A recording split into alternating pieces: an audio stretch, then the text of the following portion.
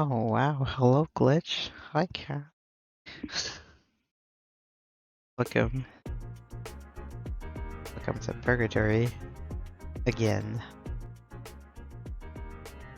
Glad you could be here.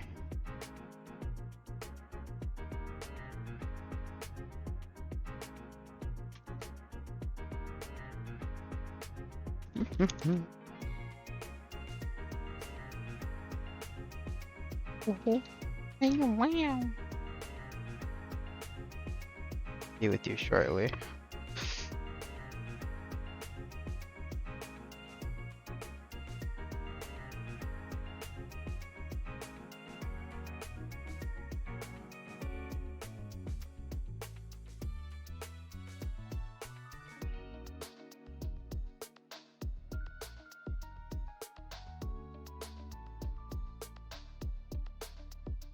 Oh hi. Ruben, I don't know. How are you doing? Is you're okay? Excuse me, I was sitting, fixing myself in my chair.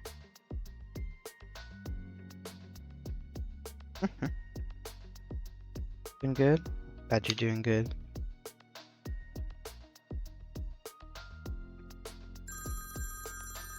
What the fuck? Thank you. Thank you, puppy. Oh wow. I'm working out and checking people out. Nice. I mean, you know, the chill evening.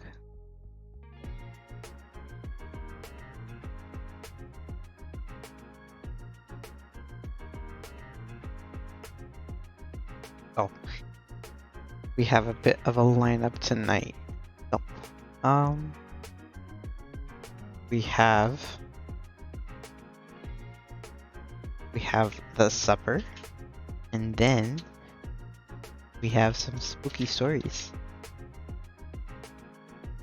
that were shared through the lovely people in my Discord. And some found at random, basically multiple sources, which I think is healthy.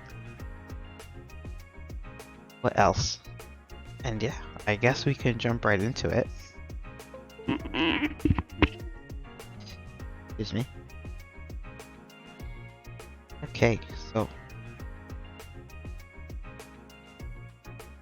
Wow. Alright, let that over there. Oh, hi David. To say that I'm cute, thanks. You're cute.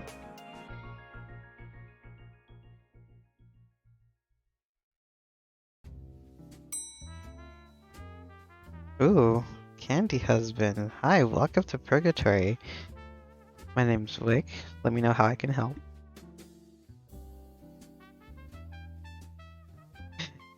Thank you for the pillow.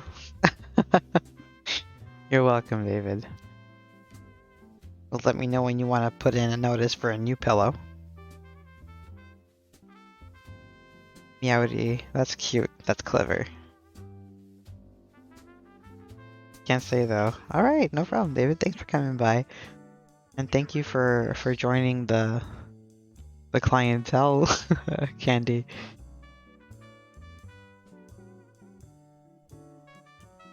Oh. You lurk. I don't have a command for that yet. I should probably look into that. I'm gonna pause that music. I think this has some music of its own.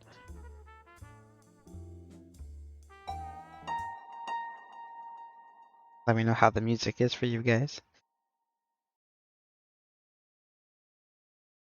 Oh. Second. Oh. The supper.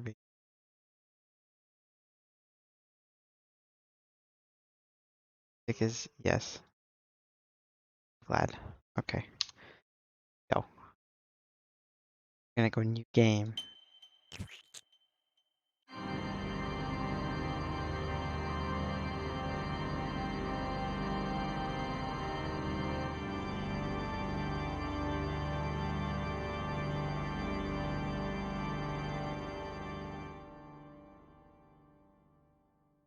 Okay.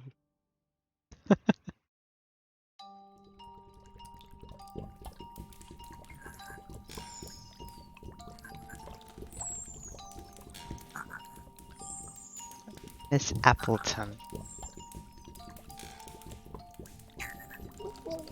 wake up.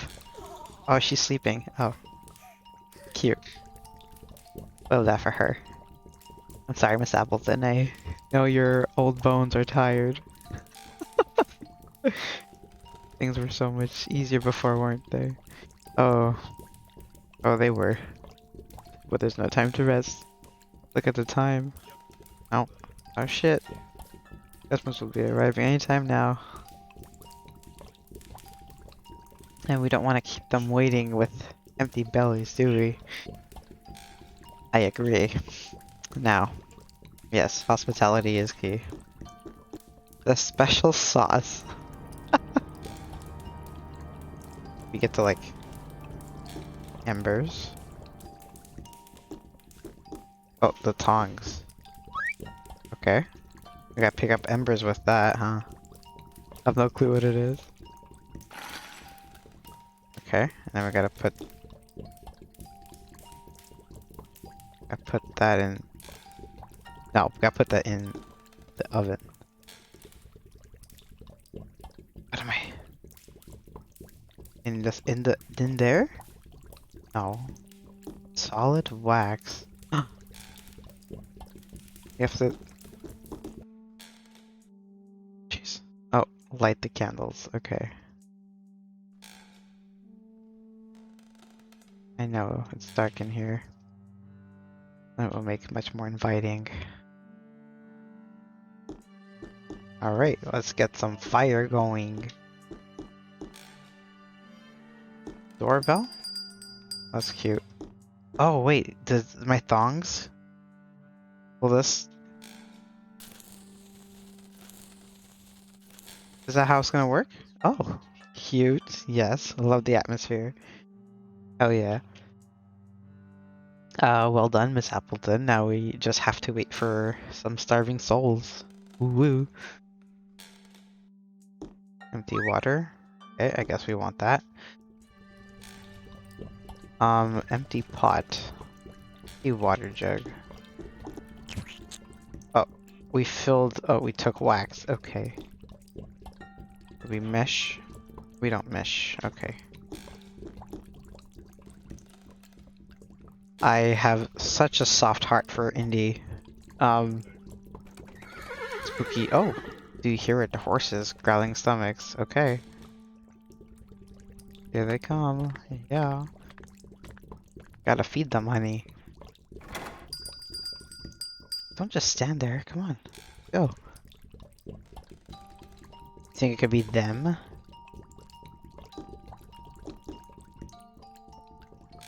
Why did she just grope it that way? Oh. Yeah, Cass. Cass is a genius. On the lurk command. Boom. Recipe du jour. Ugh. Pigeon à la sauce rosée. I see red. Starfish. Okay, so I think I might have to... Please.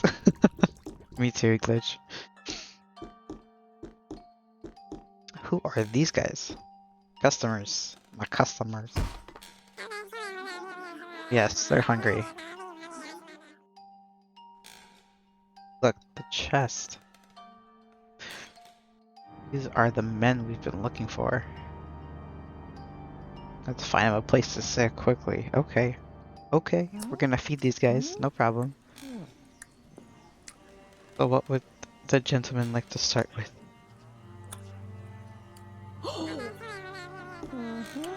He would like Dijon à la sauce rosée. Okay. Deadly Shark wants. You hear that? Miss Appleton, hand tongue stew. Okay. First step, give my character booth for their model. Yes. I was right. You were wrong. Mind controlling. And he wants a spicy red swordfish. Personal favorite. Mouth-watering delicacy. That's healthy. Intriguing. I'd like to try these. Lots of omega-3. Okay, thank you, honey. Oh, what? That's a spicy red swordfish for the mind-controlling beast on the left. Pigeon rosé for a sickled man on the right. And a fine hand and tongues too for a dangerous-looking blue shark in the middle. Of course, all served with our delicious secret sauce. Oh, that with some goat-fresh ingredients. Okay, don't forget to check out the recipe list on the kitchen wall. Okay, we are gonna go basically grocery shopping. So basically, we have to get everything that's here. I need a pigeon covered in the sauce. That's ours. A swordfish tail, chili pepper, sauce, pigeon, tail, chili pepper, hand, tongue. We need that. Gotcha. Well, I got a tail. Can I not cut that off? Why I would need wax.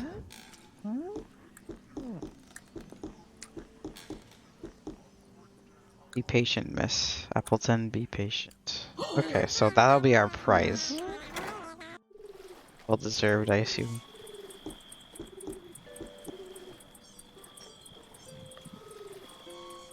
Oh, you can't use it? No? Okay. Going. There's a pigeon right there. No! Why'd you go back inside? Probably clicked it. So, I have to kill that pigeon. I think that's our meal ticket. Hope you're not thinking of climbing up there. Can we throw it at the pigeon? Oh, alright, let's keep going. Ooh. A sheep. Is this where they came in on? A fisherman. Oh, he's dead. Poor old Pete. I always knew he'd lose his head sooner or later.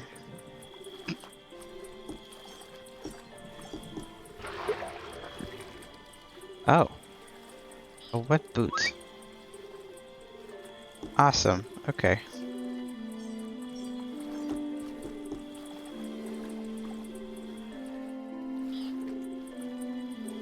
Oh. Okay.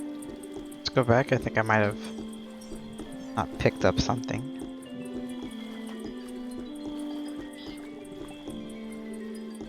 It seems like I need to cut that rope, first of all, to get into that ship, because I think I have... Okay.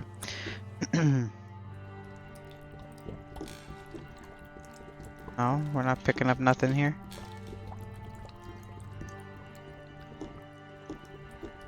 Oh, wait.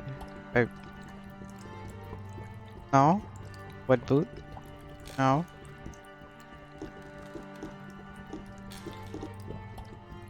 Just gropes it. Nothing else. Okay.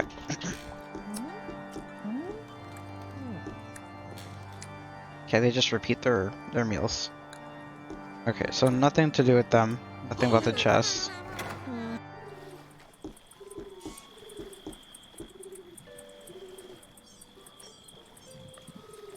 I have to throw the... Sorry. Ah, okay, we got our first ingredient. I find it cute that she said sorry, though. That's the main ingredient for our Pigeon Supreme. Now let's finish the dish. Alright. Let's go finish the dish. I thought it'd be smarter to, you know, get all the ingredients first and then serve everybody together. One pigeon and cover it in red sauce. Amazing! Like cooking mama. Ready to be served.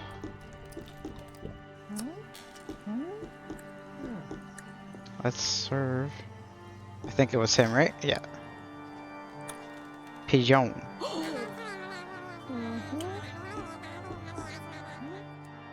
Bon appetit. Wait, got a hunk model. Oh. Oh, you can tell by his pale face that he really enjoyed it. His last supper. Haha. Play on words. Don't worry. They're used to pass out in the taverns. They won't notice he stopped breathing. Okay, good. We have our sharp object. Go. The wet boot to kill the pigeon. Interesting. Oh, no, it was this. Yes. Nice. I just realized I think she has plungers for legs. Oh boy. I think I know this guy. Oh, whoa. Got 2 pig legs. Let me taste his blood. Oh, God, okay. Knock yourself out. Yep. Oh, yes, indeed. Captain Clint McMurray. My sister's second husband. Oh, there's some family tea now. Looks like you won't be beating anyone up. Okay, good. Deserves the dead. Anything at the front of the boat? No.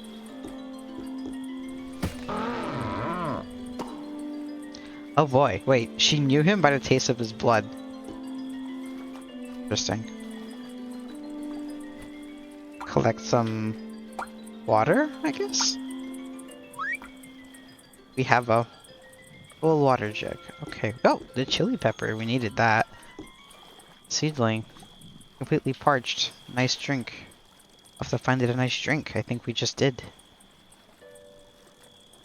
We feed the seedling? Is it gonna instantly grow? Yeah. Magic. We have magic hands. Is that it?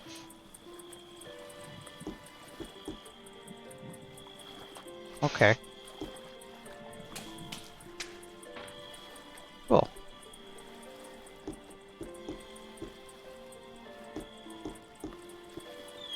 Okay. We got a chili pepper and we just need now... Oh, I think I've gotten it. Yeah, the aesthetic of the game cast, you know I'm soft for this stuff. He's not hungry. No, he's not hungry. He's dead, Miss Appleton. And now... Ah, yes. We got our spicy swordfish. I'll finish the dish, honey. Let's go, Miss Appleton. Yes. Let's go give that to our friend. I believe it was this dude. Yeah.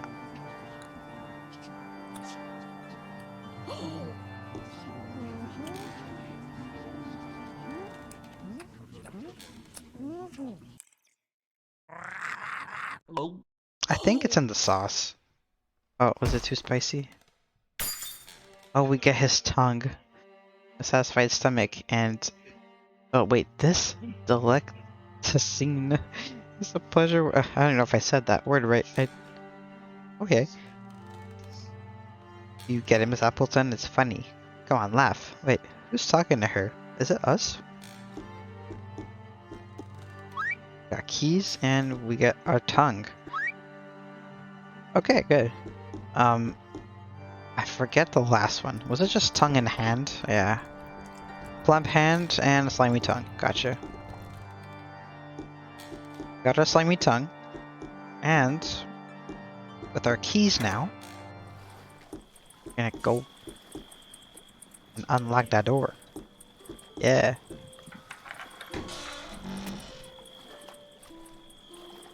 What's the skeleton hand? Oh no.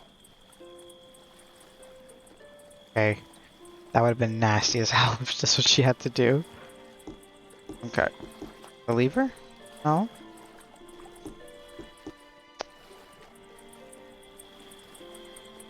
But we don't...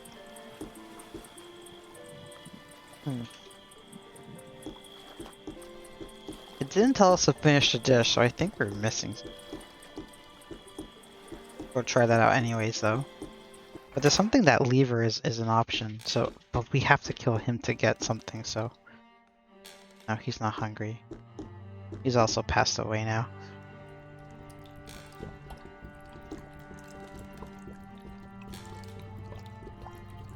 No? No? I put it in the oil.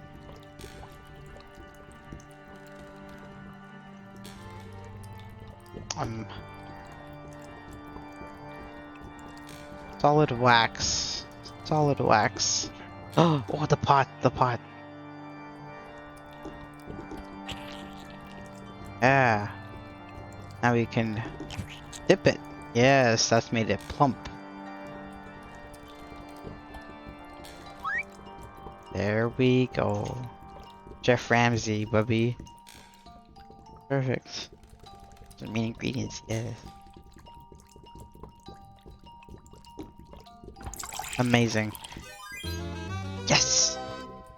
We are such a good chef. Well done. Soup is ready to be served. We will serve. No, we serve. To our final little friend. Bon appetit. My friend. Not sure what that word was. Oh, he did. Another satisfied customer. Such a tasty delicacy. Can't help but defeat even the most discerning of stomachs. This Appleton has competition. Actually, no. She is the competition. Well done. The service was impeccable. I don't think our customers have any complaints, do they?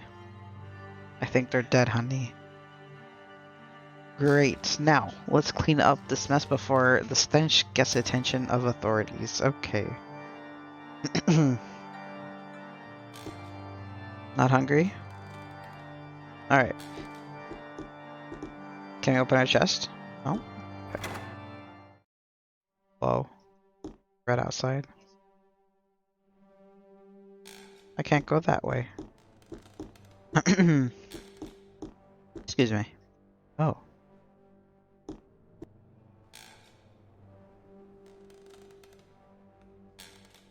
What the hell?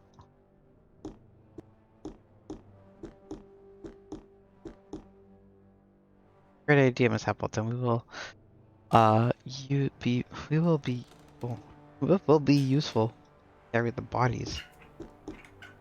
Oh. Okay. She's just singing. It's whatever.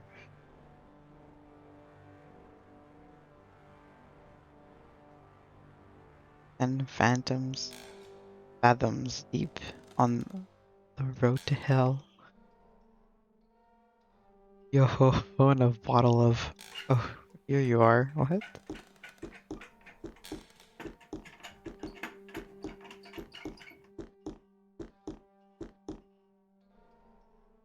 Alright, is it lever time? We've never used a grinder with such large specimens. Let's hope their bones don't get stuck.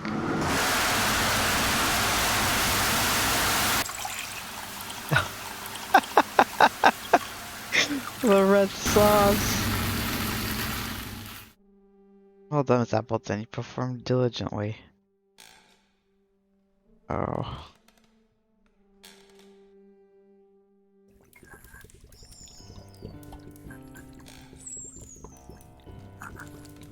You're sleeping again. Thank you, Appleton. I appreciate all you've done for me. Delicious blood sauce. At least I'm allowed to rest. Oh, at last I'm allowed to rest, and so are you. Oh no, is that her hubby? I have so many good memories of you and I working side by side. I think that ghost is her hubby. You're my dearest friend.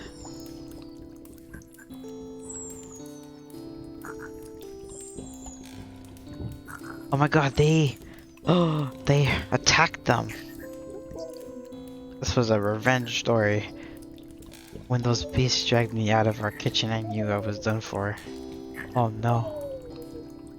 I didn't steal a gold nugget from them. But I won it fair and square. So that guy ate her legs. And they killed her hubby while I was anguishing. Oh, I think the husband, we were speaking as the husband. While I was anguishing, suffocating inside this chest they put me in. Aw, there was only one thing I knew for certain. You wouldn't rest until you found me. This is wholesome. Yeah. I'm deeply sorry you had to lose your own sanity along the way. That is so sweet. Please find a quiet place to bury my bones near the old well where I like to spend time. Oh, time for me to leave, Miss Appleton. Sweet dreams, my dear friend. Oh, that's cute as shit. And goodbye. Oh.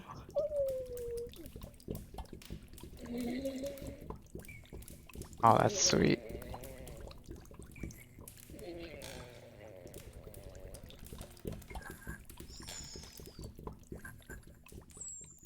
That is cute.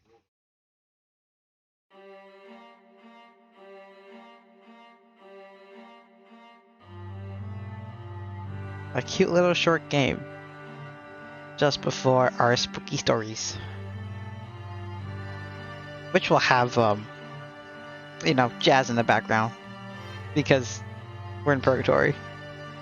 And I'm still at the office, so. That was a cute game. Pretty short and sweet. Love that. What the... That ended really cute. And kind of sad. But so endearing. Thanks for playing. Please consider supporting the developer. Keep creating games. Yeah, if they look like this one, hell yeah. You can do so by buying the PDF art book DLC. Wow. Take your generosity. I love that it's a pigeon too. Kinda cute. Alright, well, we've made it. Back to my desk real quick.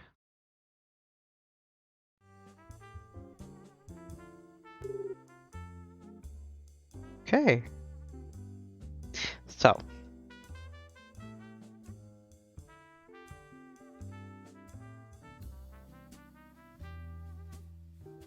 Cute game, very cute game.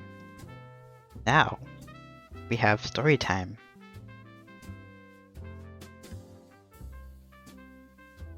Have a story time. So you know what? I'm gonna change into something a little bit more comfortable.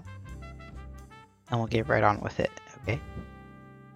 I'll put you on the be right back screen, but I'm right here and we'll be talking the whole time, okay? I promise, I'm not going far. Yeah.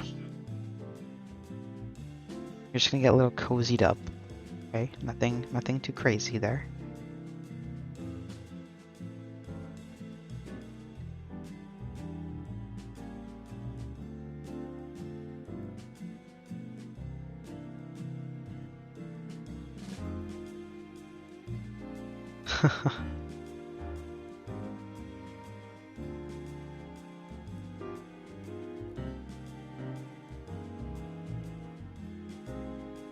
Yeah, with a good book, with a couple spooky good books. I'm sure you're gonna be happy. You got a little lineup.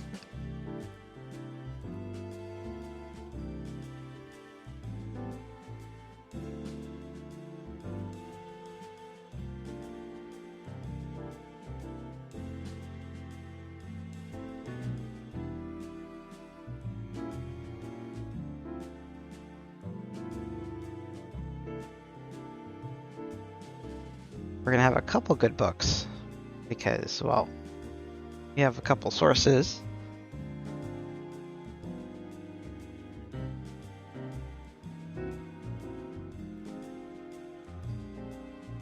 And maybe we'll have some spooks. Maybe we'll have some spooks. Maybe we'll have some good spooks. I would like a good spook. I used to read a lot of scary shit as a child. As a wee, infant demon. Yeah. We'll have some good spooks. We'll find some good spooks. Hey, if we come to a point where there's still a whole lot of time, I can take audience suggestions. A wee little devil, that's exactly it. That's what my mother calls me all the time. Never fails. I feel like the jazz music, though, it kind of kills the vibe. It's just me. Royalty-free struggles.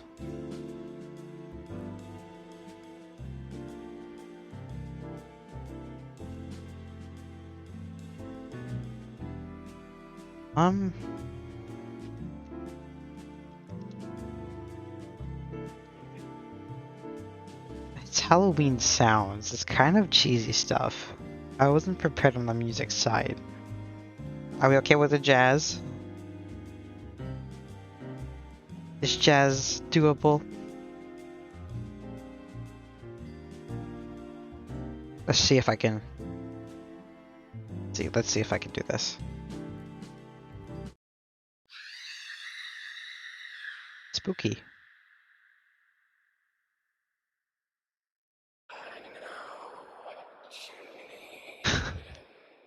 Oh, I don't think so. Gonna keep it here.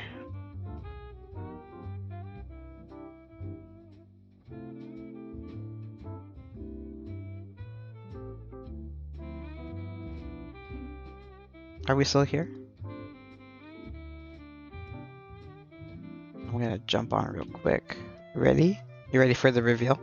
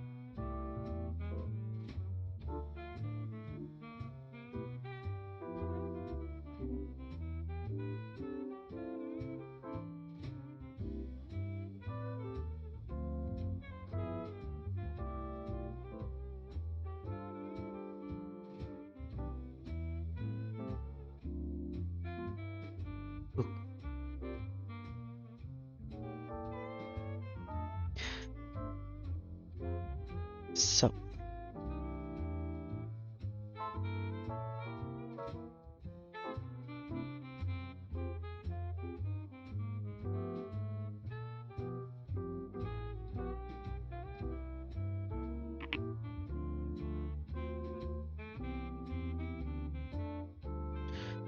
Okay, so let's go on with the spooky. Ready to see my new outfit? I got an outfit ready just for this. The spooky time. Okay, don't make fun of it. Yeah? Wow. It's a onesie. Gonna look great. I think I look great. Oh yeah.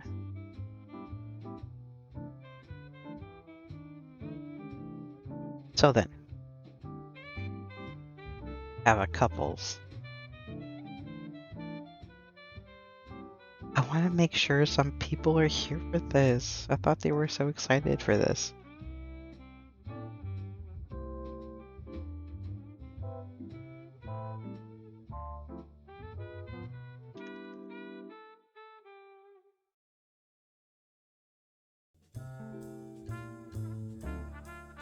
Ah, I'm back. Chat is back.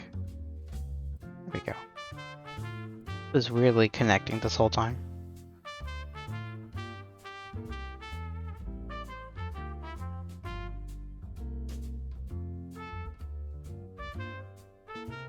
It was an outage, huh? Okay.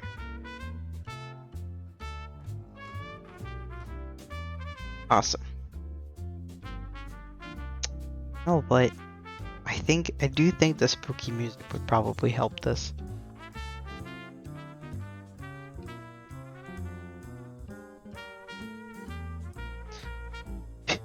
Yeah. Raccoon's cheating because he can see me. He can see that I'm crooked.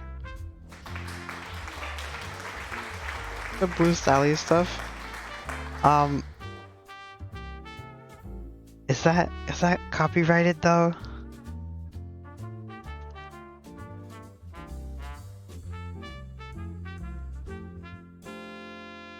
I'd love to. I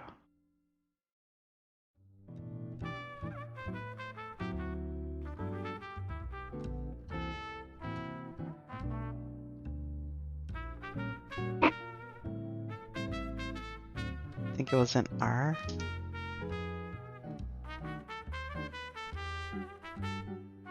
I think it's Switch safe. Don't know about YouTube safe. Okay.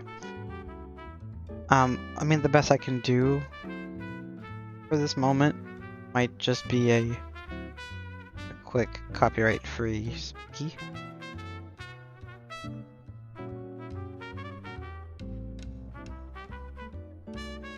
I have here Halloween music copyright-free, so I think let's hear this.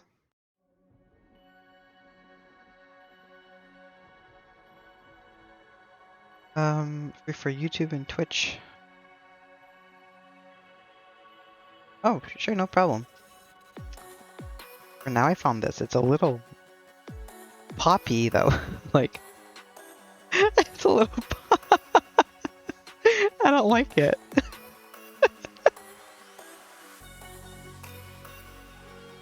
Gonna like bass drop big time this one.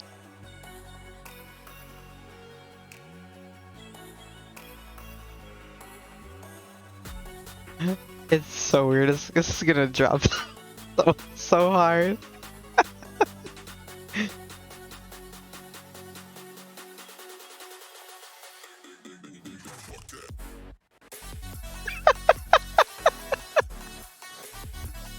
This is so not what I'm looking for. All right, we're gonna swap out. Found this.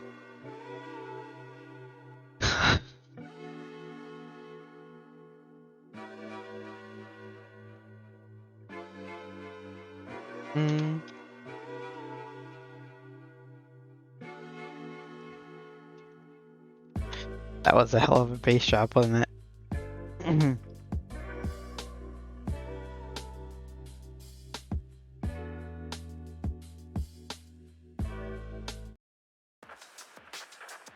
I found some lo-fi.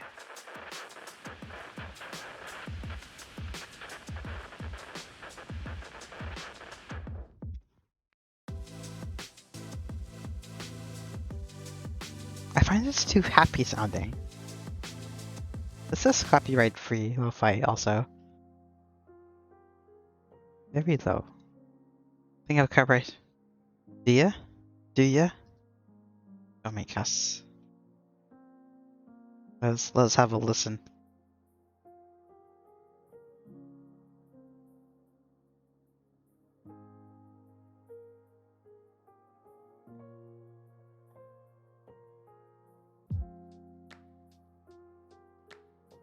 This is very calming. Very chill.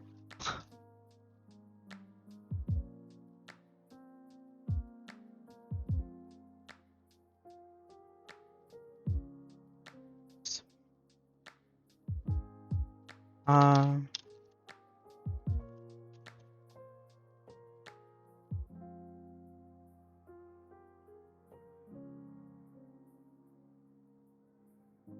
What does this mean? Oh, these are like 10 seconds. Oh, they're called snips. That's a.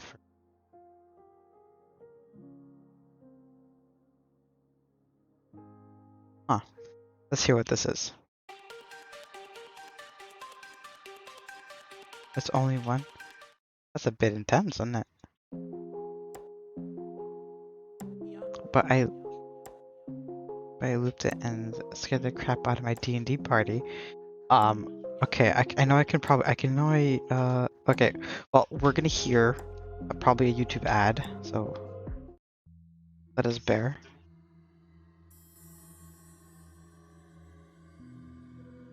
It's on. That's amazing, Cass. I think this is perfect. Cass, you're amazing.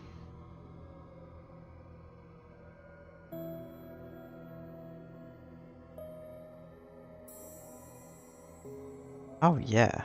Oh yeah, I vibe with this. Oh, you helping, honey. You big help. Okay. Do we wait a little bit more, or... You know what? We'll get started. Just you and I, Cass. Alright? Some spooky stuff. Ready, Cass? Ready? Hold on to your socks. Hold on to your socks, honey. No. Oh. Getting intense. 1 second. I love it. Okay. I don't want to be overwhelming, but I want it to be heard. Okay. Okay. So the first one I have here is called In the Mirror. So I guess I'll just jump right into it. It's a short one. Normally you sleep soundly, but the thunderstorm raging outside is steering you from your sleep. You begin to doze, and then another crash jolts you awake. The cycle lasts most of the night, so you lay there, eyes open and outward, looking at your room stretching out before it. Whoa. Looking at your room stretching out before you in oblong shadows. That's a word. Your eyes move from nameless object to object until you reach your mirror, sitting adjacent to you across the room. Spooky. Suddenly there's a flash of lightning and the mirror flickers in its light. For a second, the mirror reveals to you dozens of faces, silhouettes within its frame. That's the perfect amount, I swear. Mouths open and eyes blackened. Okay, so we're seeing things in the mirror now. They stare out at you, their pupils fixated on your face. Ooh. Then it's done. Sure of what you have seen? Unsettled, you don't sleep for the rest of the evening. Wait, same. I wouldn't fucking want to go back to bed. I wouldn't even stay in that room. The next morning, you remove the mirror from your wall and toss it in the trash. It doesn't matter if the vision you had seems of truth or falsehood.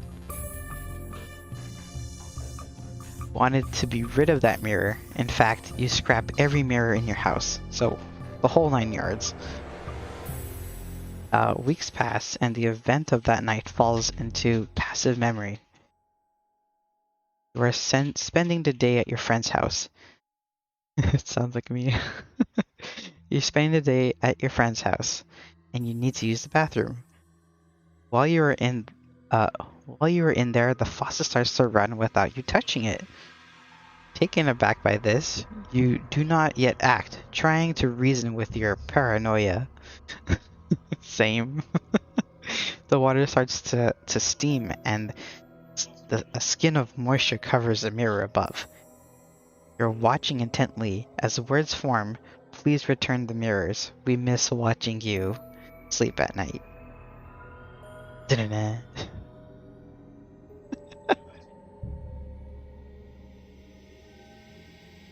Wasn't that something?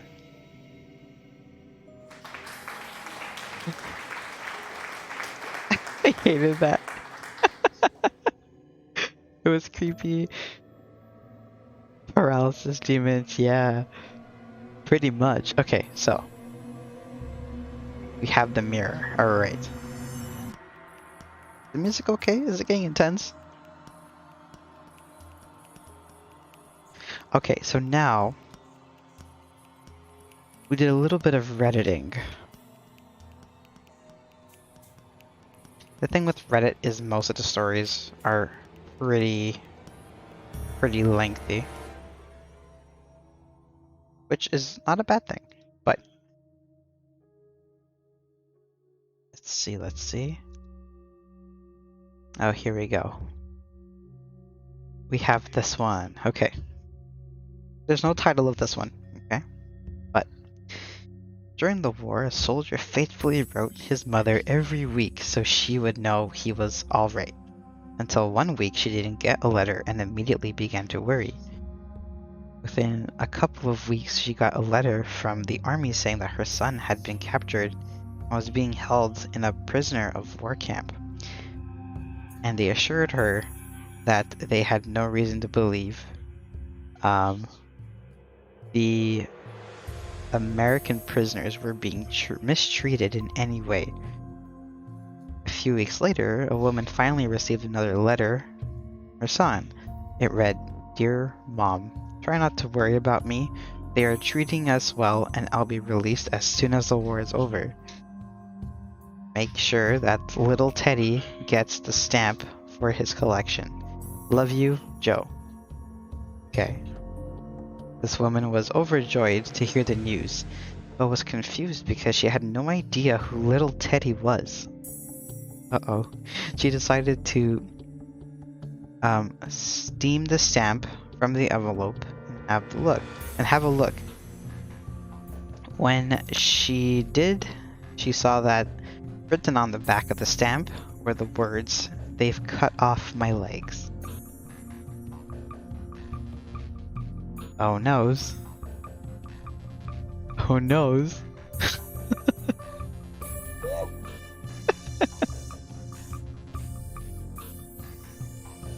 Spooky. Oh. The gnome is literally me. I can make a sound as perfectly as that. I like these little one-shots, like bam, bam, bam. They really get you. Oh, right. This one also has no title. A few months ago, a friend of mine, who is up-and-coming nature photographer, decided to spend a day and night alone in the woods outside of our town. She wanted to get photos of the woods and wildlife as naturally as she could for her portfolio. Okay. She wasn't afraid of being alone, as she had camped by herself many times before. She set up a tent in the middle of a small clearing and spent the day taking pictures. She filled up 4 rolls of film on that trip. But when she went to go and got them developed, she saw 4 pictures that unsettled her.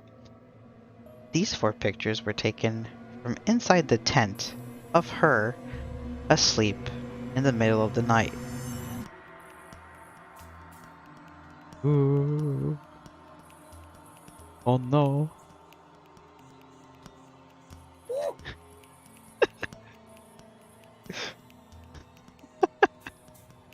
That's smart too, writing on the back of the sample. Yeah.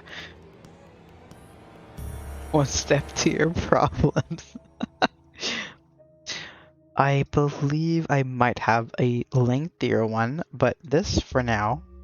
We have another mirror story coming up. I don't know if it's a copy paste of the one we just read. Don't think so. Oh, it's lengthy. Alright, this one's a good one. But we'll skip that for now, and we'll do the other no title, nameless one. Mirrors freak me out. Me too, boy. Me too. They spook. We have another nameless one here. From the link. Okay. When you're admitted to a hospital, they place on your wrist a white wristband with your name on it, but there's other different colored wristbands that symbolize other things. The red wristbands are placed on dead people. There was one surgeon who worked on the night shift in the school hospital. He had just finished an operation and was on his way down to the basement. Ooh, never good. He entered the elevator and there was just one other person there. He casually chatted with the woman while the elevator descended. When the elevator door opened, another woman was out. What? Another woman was about to enter when the doctor slammed the close button and punched the button to the highest floor. Surprised, the woman reprimanded the doctor for being rude and asked why he did not let in the other woman. The doctor said, "That was the woman I just operated on, and she died while I was doing the operation. Didn't you see the red wristband she was wearing?" The woman beside him smiled, raised her arm, and said something like this. Oh boy, no, no, no.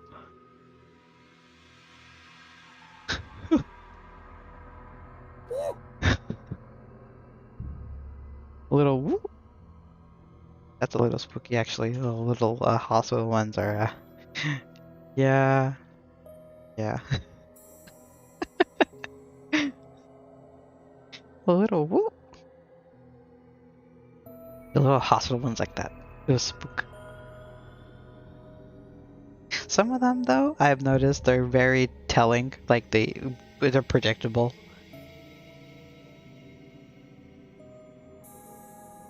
A little spook.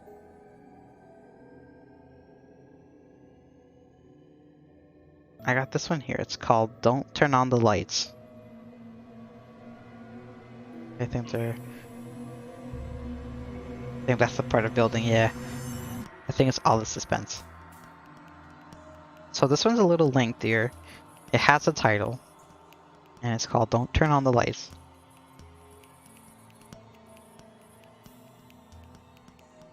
Oh boy.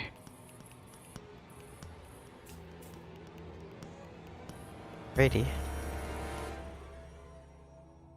Stories are mongrels. It don't matter whether they are lightning cut into stone or whispered over the crackle of a dying flame. No story in the world has pedigree. They've all been told and retold so many times that not God himself could tell you which one came first. Yes, every story in creation, including this one, especially this one. You might have heard it before. There was a girl once. Her name was Sally. It could have been any other name, really, but let's go with Sally. It's solid, round-hipped, and stout, the kind of Midwestern name that can walk for hours and don't mind it much when it sunburns its red skin. Oh my god. What the fuck? Anyways, this story has been so far self-aware, pretty much. Anyways, Sally may be about 18 or 19, some freshman at a local college, and like every teenager, she sometimes got behind on her schoolwork. So one night, she took all her books and went down to her dormitory's basement, telling herself she'd study till dawn. Uh, dawn brindled the sky in gold and claret. What is this? What are these details? Halfway through, she realized she'd forgotten a book. And back up she went, feet making no sound at all on the old carpet. Was it thick? Yes. Lush like something else? It had to be, or whatever happened next would make no sense. Silent, she padded along until she reached her room and opened the door. Click. It was black inside, no lights at all. The curtains were drawn, couldn't see the glow of the distant town. But that was okay. Yeah, that was actually in here. It's really self-aware. I love it about that. Okay. Where was I? Okay. But that was okay. Sally knew her room like the map of her palms. Slowly, she felt her way along the walls to her bed. Slowly, she realized there was small air. There was a smell in the air. Pennies and salt. So, copper and salt. Right? There was a sound in the air too. Breathing, rasped and ragged. Heavier than anything she'd heard. Boyos. You? I smell penis. Wait. I smell pennies. Ben, go play your games. I know you want to go play your games. I smell peanuts. Wait, this is killing the mood of the whole spooky. Wait.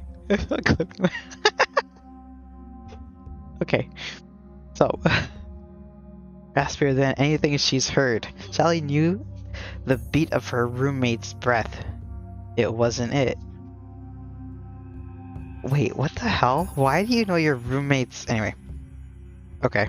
And maybe she might have said something. If it wasn't for the itching under her skin.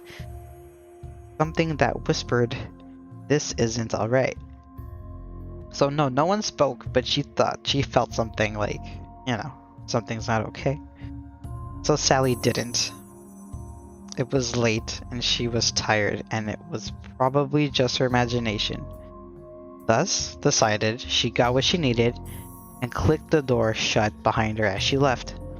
Just as something began to drip, drip, drip. Damn faucet, she mumbled, as she swayed back down to the basement. What the hell? Is she drunk? Literature, me and literature are not friends, bro. The next day, Sally went for her exam. How'd she do? Truthfully, it didn't plain matter. She sounds drunk. Maybe she is. To stay up that late, to study, to even have that idea, must be kind of drunk, right? Anyways, truthfully it didn't matter.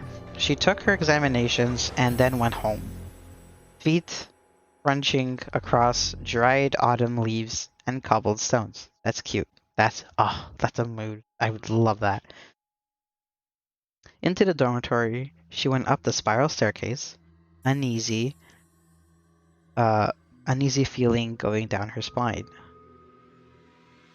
There was far too many people out and about, their faces bright and afraid. But that wasn't Sally's problem. No, sir. Someone could easily... Someone else could go worry about that. All she wanted to do was sleep. That's a mood. Sleep wasn't in the cards, though. Hell, I don't know if she'd ever slept again. What the hell? I know I wouldn't be able to, because Sally finally walked in the way of her room, pushing past co-eds in their flower-printed pajamas, found police tape, and policemen. Oh. Her room? The police at the door, okay. And the smell in the air, pennies, salt, and a stink of dried urine and shit. I'm not making this up, this is a legit line. And the sound in the air, a drip, drip, dripping, oozing between noise of the walkie-talkies. Delicious. And a sight like nothing anyone could see. Her roommate, cut up like beef. Words scrawled on the wall above her head. Aren't you glad you didn't turn on the lights? Oh, God, no. Ew. That's a popular version. The socially acceptable one, as they like to say in a polite company. After all, it's one where no one really is at fault. Not Sally, not the roommate, not even the butcher who sliced up that poor girl. The story it is. You can't pin a sin on a thing with no face, can you? That's a quote. I'm gonna start using that one. But there are other retellings, crueler ones, or truer ones, I guess, depending on who you're asking. And since you asked, one of them goes something like this. Oh my god, this is great.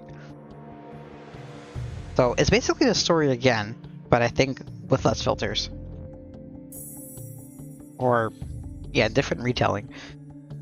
Anyways, Sally was 18, maybe 19, but she might as well have been 72.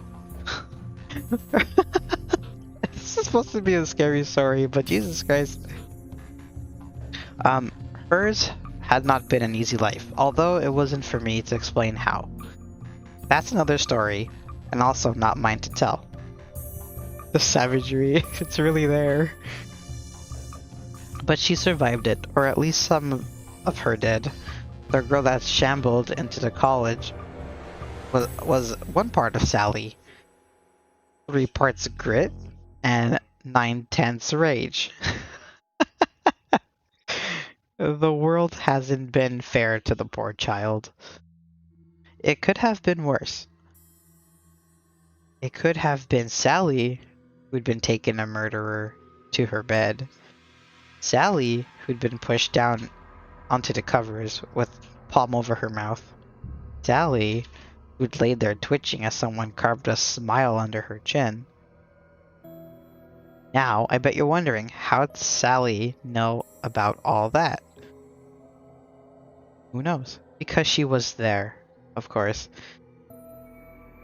As with every variant of the story, Sally was out too late for some reason or another, realizing she'd forgotten something.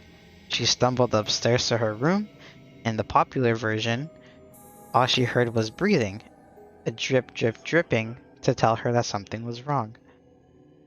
This one, her roommate whispered, "Sally, help," and she froze. There was a smell in the air, pennies, salt, and ammonia reek. There was a sound in the air too, a gurgling noise, a schlick of steel peeling through skin, someone kicking against a bulk too big to move. I don't know why she walked away, why she didn't flick on the lights and scream for the police. Maybe she was scared. Maybe it was late and she was tired and is certain that It was all in her imagination. Maybe Sally thought to herself, I ain't dying for someone I barely know. Whatever the case, she left. And well, you know the rest of the tale goes. I won't bore us both with its end. Oh no. That was one of the meaner tellings? Hell no. See, no one likes much talking about it, but everything's got a little blood on their hands. Oh my god, most of the time it's metaphorical. That little lie that gets our sibling in trouble, the broken heart we blame on someone else's lacks. Everyone is guilty of a few small sins. What Sally might have done wasn't pure evil, per se. Maybe a little selfish. But can you blame her for being frightened? Imagine being on the cusp of freedom, full of hope for the first time in your life. Would you give that up for a stranger? Would you lay down and die for them? Yeah, I thought as much. I disagree though. Stories are defining by beginning, middle, and end. In more literary circles, people talk about whoa, denouncements and layers, textures, and the way word can transcribe to a synthetic experience. But at the end of the day, it all comes down to those three things: a beginning, middle, and end. You'd be amazed as to how much detail gets lost between how a good storyteller can make you forget the bits that don't make sense. This got philosophical. Okay, well, what happened that night? What drove Sally down to a drafty basement when she could have found sanctuary in the library? If you think about it, none of that makes sense. Every college has its reading rooms, its communal spaces, so why a basement exactly? Did she really go down there on her own accord? It's possible. It's possible too that someone decided that it'd be a mighty fine way to terrify a freshman. No better method for earning respect than kidnapping someone from their bed and throwing them into the waiting dark, a hood over their head, and concrete cold against their legs. My god, maybe that someone was Sally's roommate. It's possible. Maybe this incident wasn't the first of its kind. It's possible.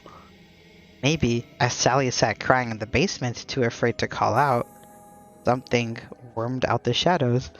Something old, hungry, smelling of salt and pennies, like the taste of blood in the back of your mouth.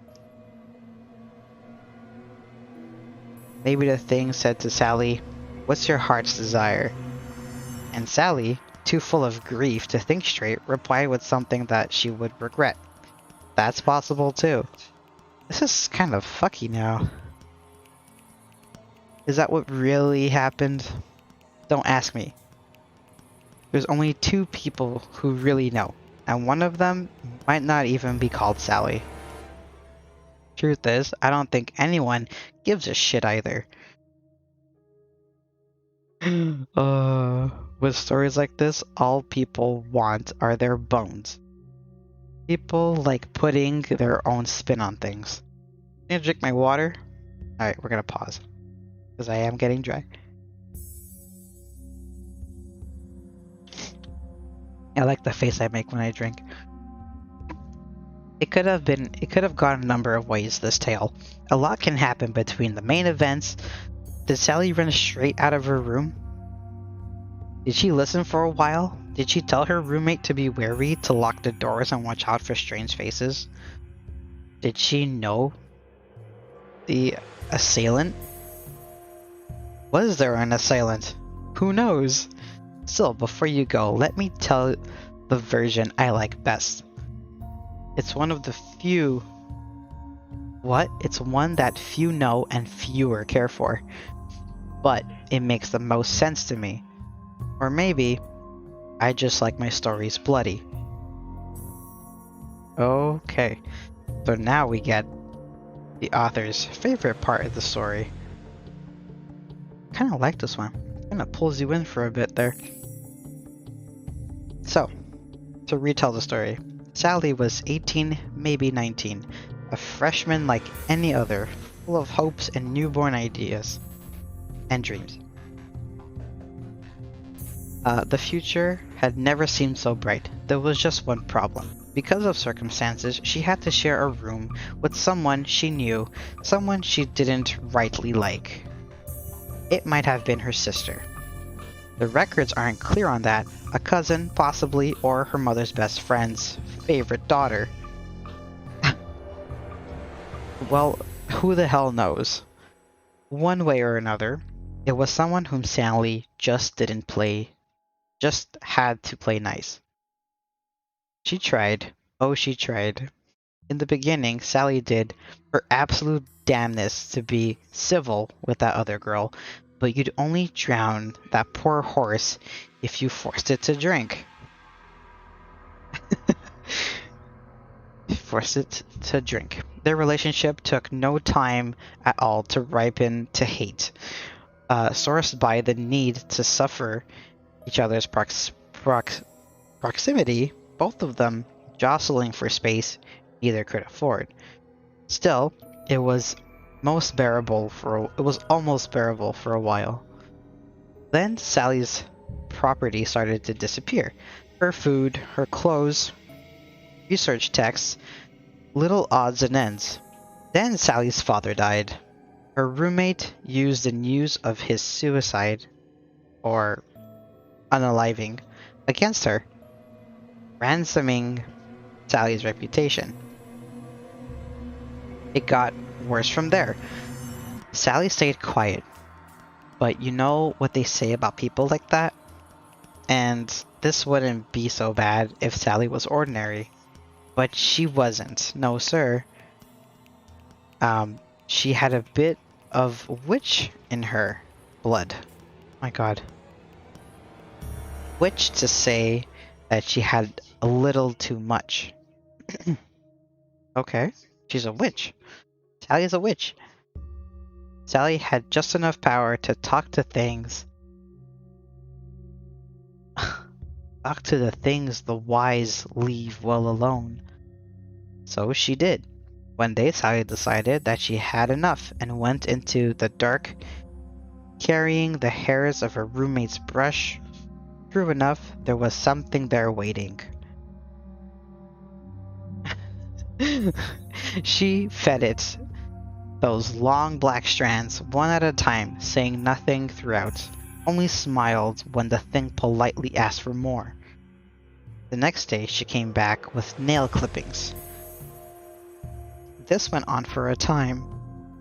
One night the thing, taught to hunger for one specific taste, asked Sally, "Where did you find all that fine food?"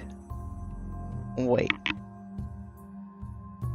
My god, my voice is getting dry, boys. I think I need another sip. So, it asked Sally, "Where did you get all that fine food?" So Sally replied, "Upstairs." "Upstairs in the light?" "Yeah," she replied, licking her dry lips. "Me too, Sally. I could show you where." "Huh," the thing said. "I'd like that, but I don't like it much when someone watches me eat. It's one thing when it nibbles like this. It's another when you're talking about a feast." Do such creatures really talk with with so much eloquence? Who knows? They do in this story, though. "That's fine," Sally said, rising to her feet. "You can keep the lights off." Thus decided, the two leave the basement. Sally followed the thing up the spiral stairwell, her footsteps quiet, its footfalls silent. She followed it into her room and sat down on her bed, quiet as a mouse as the thing began its work. Sally stayed true to her word. She kept it pitch dark, not even the glow of the distant town to light their way. Thankfully, her imagination was enough. When the sound of chewing stopped, and when the air was the stink of piss and flayed meat. When there was nothing left to do but leave, Sally got up and walked away. The thing followed behind. The next morning, she came back to her room, transformed into a slaughterhouse. The air thick with black flies. There was an apology scrawled in her roommate's blood. Sally had to hide her smile. Aren't you glad you didn't turn on the lights? No, she thought. It would have been fun to watch. The end. That was a lengthy one. That was also something. So they're friends. They're best friends. They were friends. That's cute. So Cass, just for you. It's a while. We have The Mirror is Watching Me. Okay. I'm kind of scared too. I'm not fond of mirrors either. Let's hope this is Oh, let's go. Let's cry from terror. Yes. Okay, so my mirror is watching me. I just recently went on a home decor shopping spree. I wanted to replace my old furniture that I had for years and starting just blending in. I wanted something new, so I put my car keys.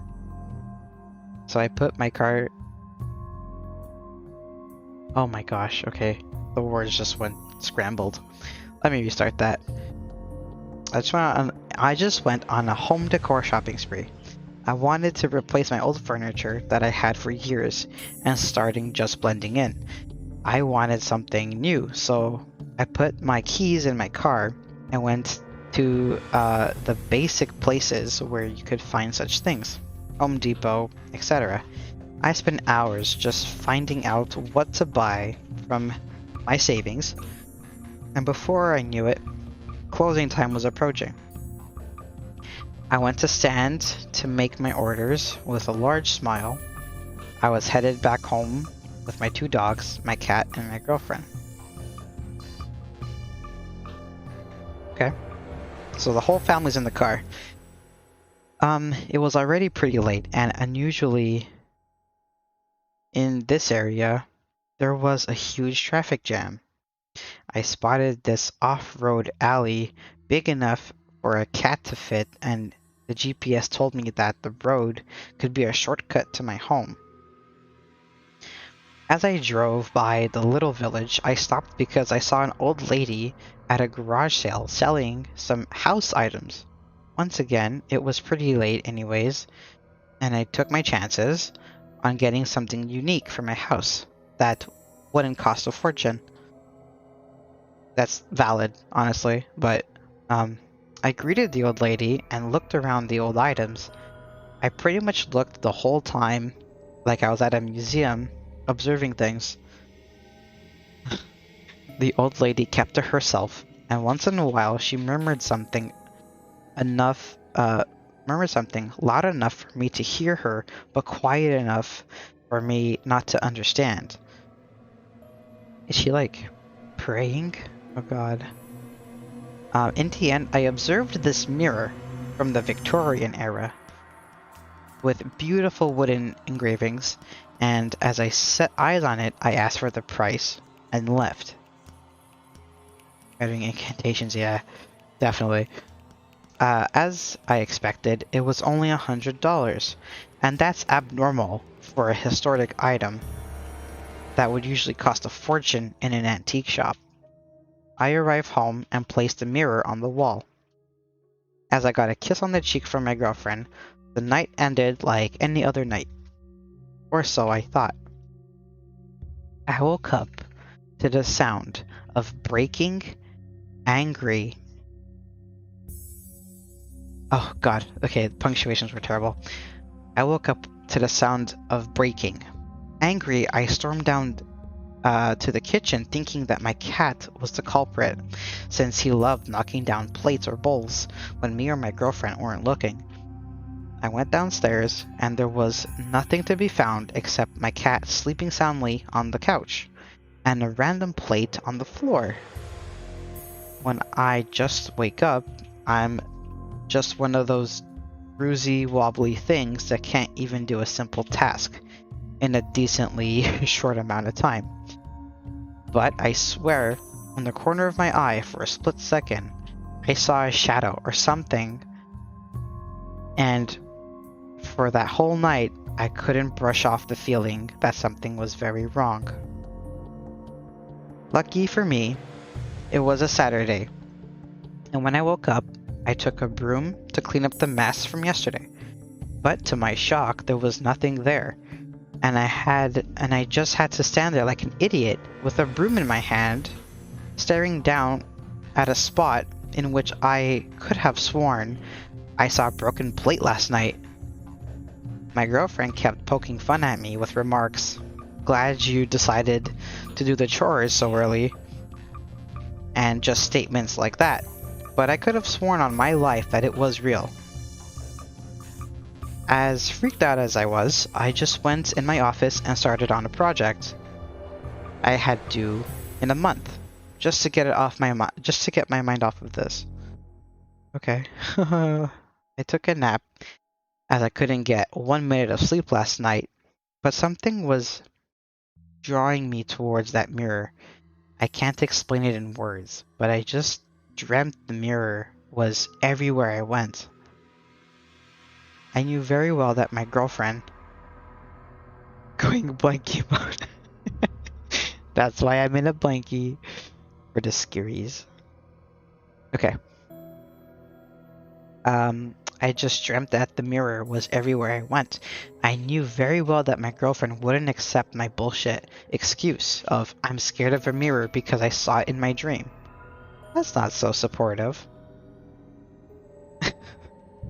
I just went downstairs and did it the old way by covering up the mirror with a black cloth past 6 p.m. Okay, you know. My girlfriend thought I was exaggerating, but didn't put up a fight because she was always spooked by my old traditions. I still followed the old things. Wait, sorry. No punctuation in this. My girlfriend thought I was exaggerating, but didn't put up a fight because she was always spooked by my old traditions I still followed, as well with the old things I put around the house. I have very strong belief that old things were created to last and new items just to break, to make you consume more.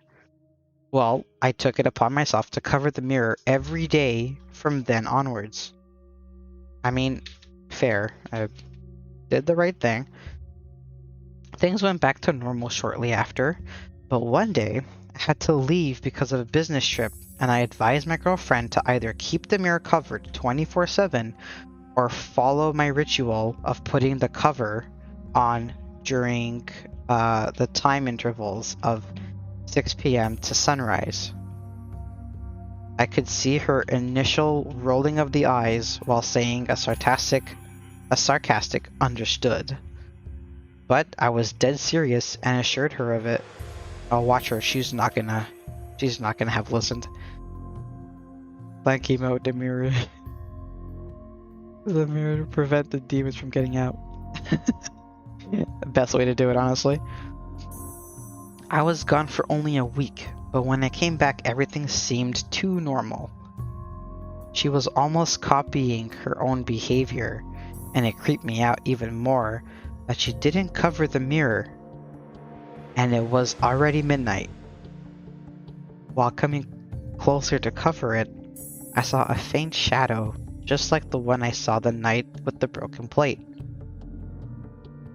I tried to spit on my finger and just wipe it off as if I wanted to so badly hope that it was just a spot on a dusty mirror and just like that, it was gone. I must have been so tired I fell asleep because I woke up in my work clothes. I felt like I was watched throughout the day by something. My girlfriend locked herself in her room, whispering something familiar to the old woman. This time, when I looked in the mirror, in the morning, the shadow was right behind me, watching.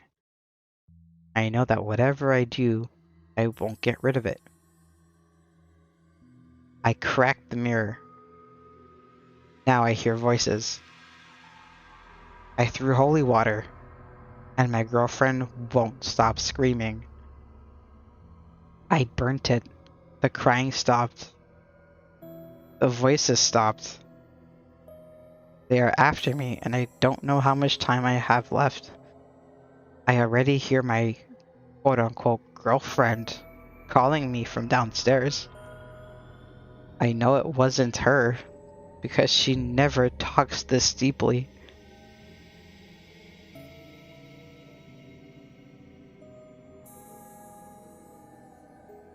Ooh. That took a turn. This one's really getting under my skin. I'm sorry, Cass. That one too got me a little bit, yeah, at the end there it kind of took a whoop. It already had me at mirror.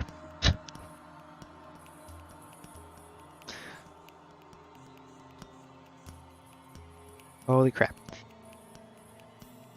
These ones too are a little lengthy, but I don't think we mind that too much. I got a couple sources more to go, so buckle in. This one is called High Beams. Oh, at the start of it, there's like a summary, but I'm not going to read that to you guys. So let's start. As a woman drove down a deserted highway, she noticed a lone pair of headlights quickly approaching her car from behind. When the car came closer, she noticed that it was going to overtake her. The car drew up beside her, but when the driver suddenly swerved back behind her car, she started getting nervous and kept an eye on the strange car in her rearview mirror. He pulled up so dangerously close to her rear bumper and began flashing his high beams at her. The headlights beamed for a moment, but then the high beams flashed again, and the car behind her surged forward. The car followed her very closely, and on a tight curve or over hills, he would flash his high beams on and off. The frightened woman struggled to keep her eyes on the road and fought the urge to keep looking at the car behind her. Finally, she approached her exit, but the car continued to follow, flashing the high beams again and again. The terrified woman took out her phone and dialed 911. When the operator answered, the woman screamed into the phone, "A car is following me. He keeps tailgating and blinking his lights at me." The woman gave her address, and in a few minutes she saw the red and blue lights of the police car in the distance.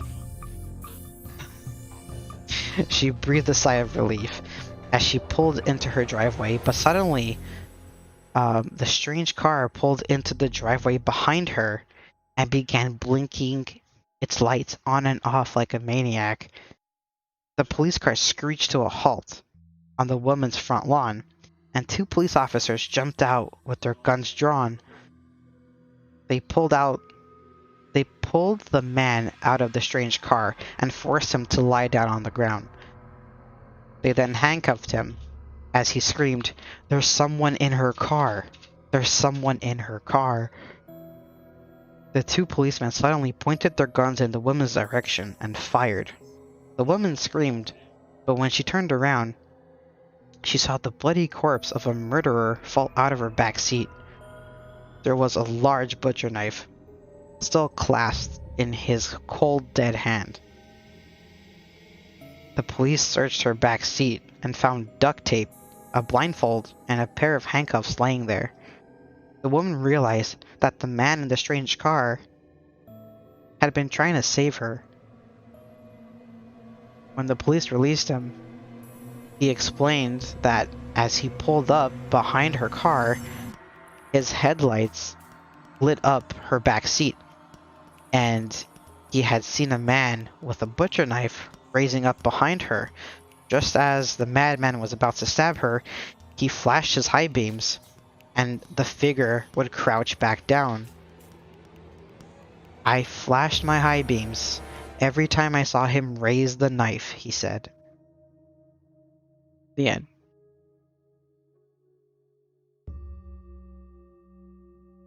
Wow. That was a good one. That was creepy. I like that one a lot.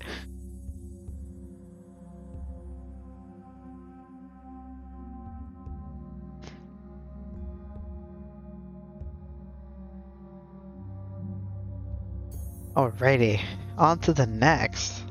I'm loving this, boys. So, this one's titled, Something Was Wrong. One morning, a man found himself walking along a deserted street in a small town.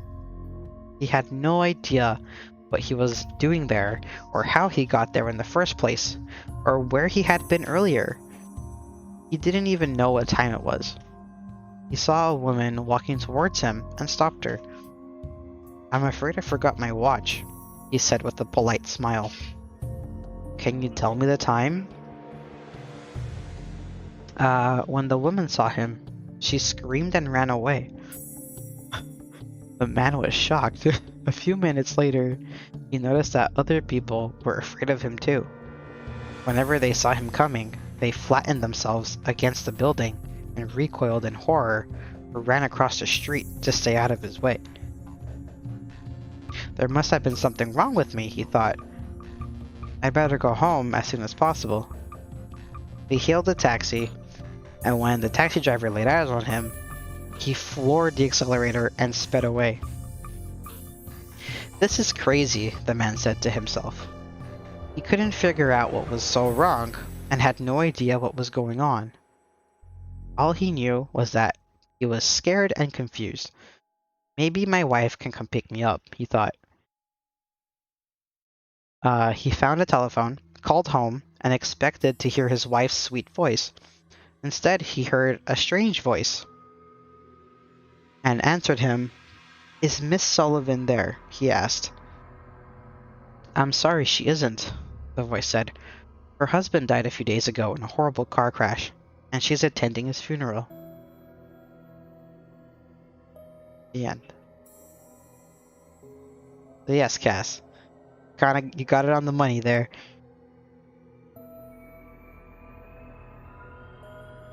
You like that? Yeah. Hell yeah.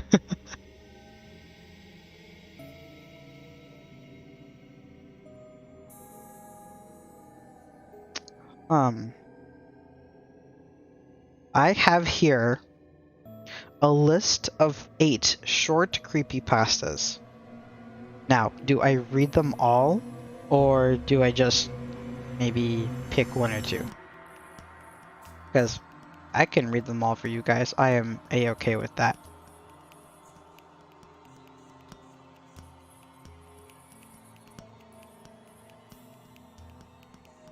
Up to me. Oh, we can do them all. Okay.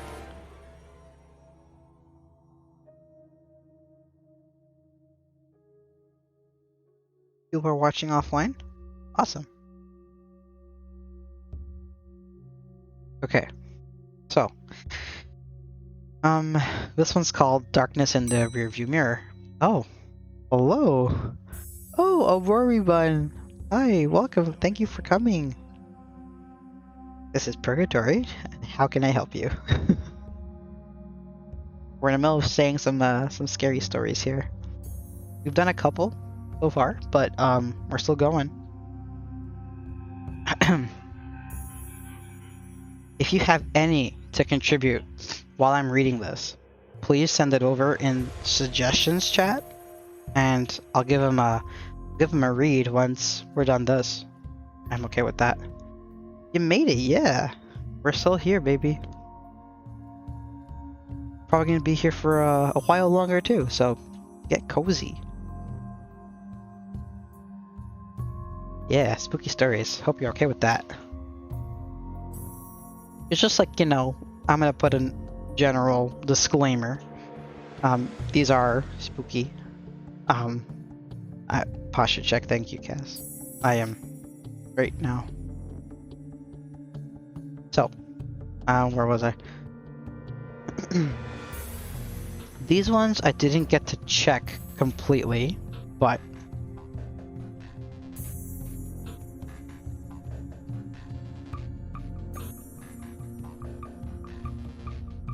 we can go through them. There's creepypastas. They're creepypasta. I kind of trust that. Which ones are they? This one is... oh, which ones are they? Okay, this first one is called Darkness in the Rearview Mirror. So, let's start off with that one. In the summer of 2013, I found myself driving home alone on a highway 902 from a party. It was almost midnight, and needless to say, it was pitch black. As usual, at night I was on edge. I had the radio off, and I could hear nothing but the muffler roar of the tires. Muffler roar of the tires on pavement, and the dull hum of the engine. I stole a glance into the middle rear view mirror, and saw nothing but darkness through the back window. I know that I looked backward and saw nothing. I'm sure of it.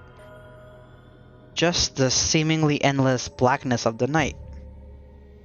I remembered it so clearly because not 10 seconds later, a car passed me to my left, headlights on. I had one of those sudden adrenaline rushes like when you think you see a person outside your bedroom window when it's just a tree, or when you start awake at night with the feeling of falling. Yeah, I feel that one. It sucks. 10 seconds earlier, nothing had been behind me, and suddenly, a car. I drove the rest of the way home, shivering and knowing something was off. The next morning, I found 2 sets of scratches near the back of my van. One of them was on the rear left, and one on the right. The car was pretty old. They could have been there for months, but that was the first time that I distinctly remember seeing them. In hindsight, there's 2 possibilities for what happened that night. Possibility 1, by some glitch in reality or something paranormal, this other car had somehow appeared behind me within 10 seconds of me checking my mirror. Like some weird ghost crap or something. However, the second option is what makes my blood run cold whenever I consider it. It didn't even occur to me until months after the fact, but it makes me dread driving home alone at night even more. Possibility 2, the car was normal. It had approached me from the rear and passed me to my left. However, something large and wide and as black as night had been clinging to my rear of the car, obscuring my view through the window and leaving deep scratches on the sides. And I had inadvertently driven it home with me. That's a smart observation. The end, by the way. Yeah, okay. Ugh, something just clinging onto her car. Okay. Number 2.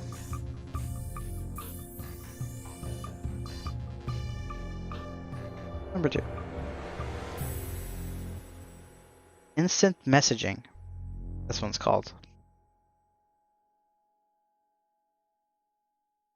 I need a water check myself. Just a second.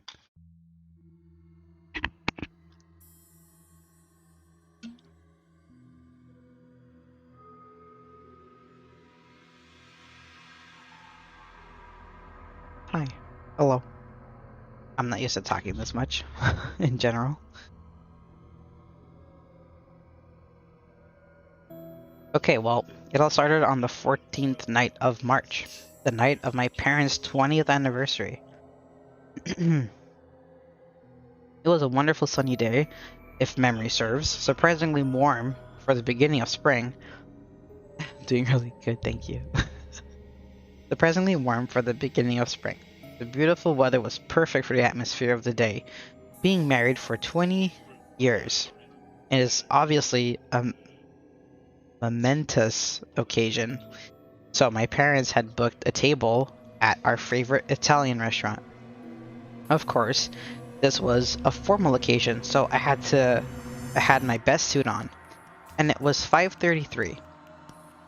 I was just straightening my tie when my phone went off. I received a message.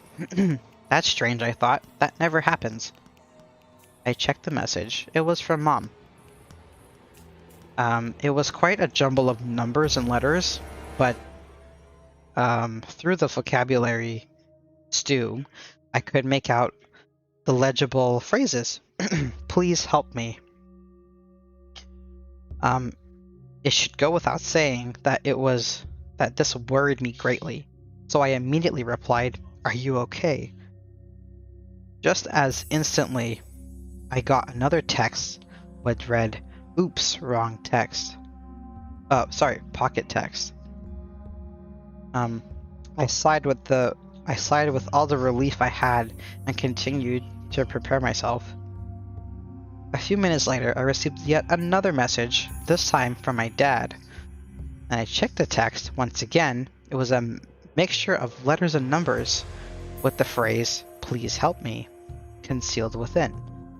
Creepy though it was, my dad was always a joker, so I presumed he was just joking around.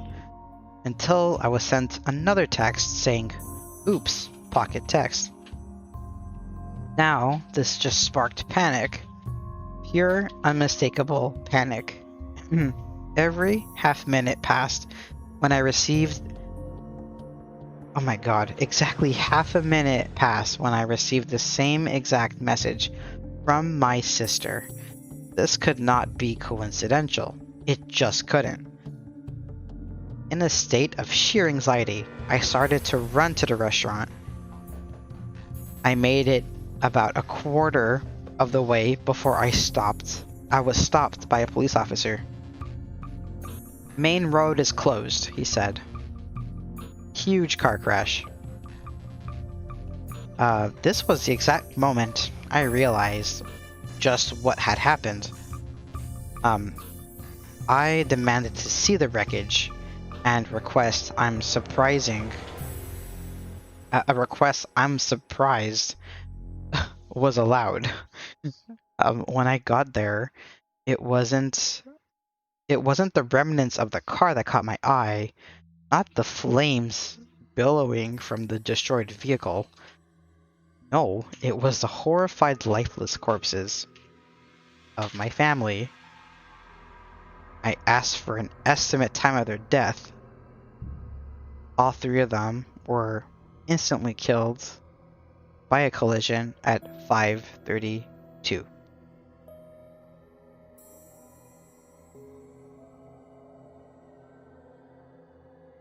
Yes.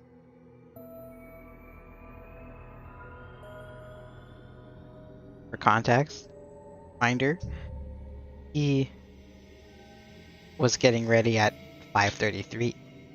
So,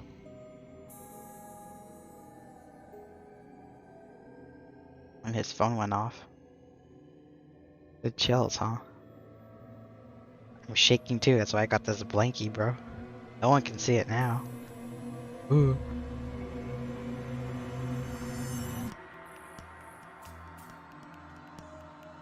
How about Um, spooky. Seaweed. Yes. Okay. This one's called seaweed. Wait, let me refresh myself 1 second.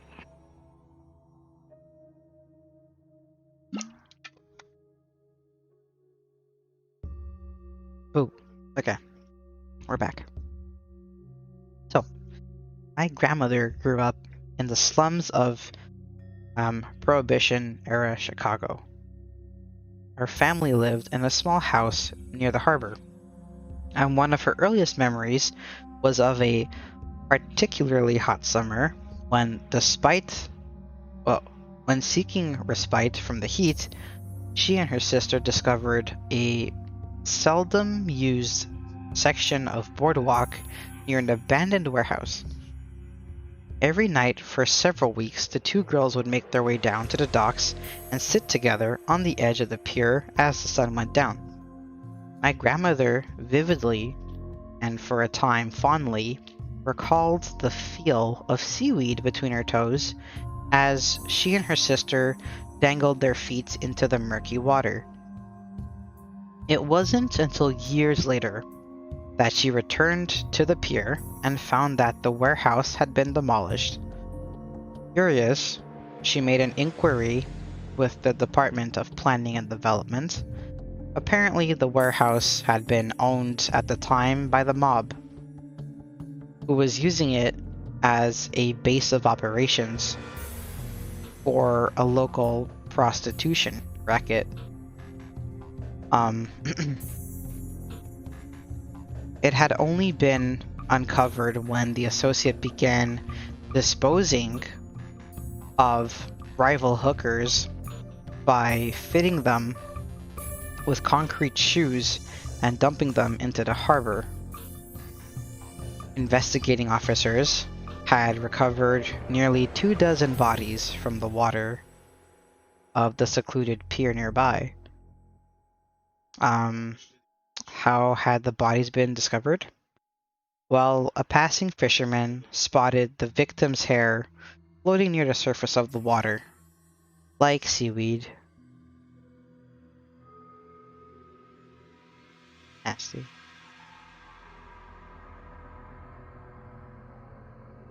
Oh boy. God.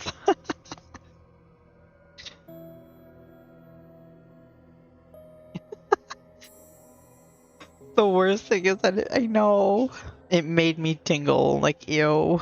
It's basically like, you know, nasty, um, you know, wet hair in the drain feels is what this gave me. Blah, blah, blah. Nasty.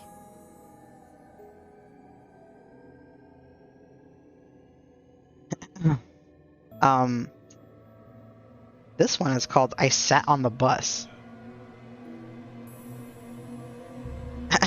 This one's really short. So, I sat on the bus on my way to school, listening to music and paying no attention to the other students. At one of the stops, my mind snapped back to reality. I looked toward the small house. Timmy's house, I thought.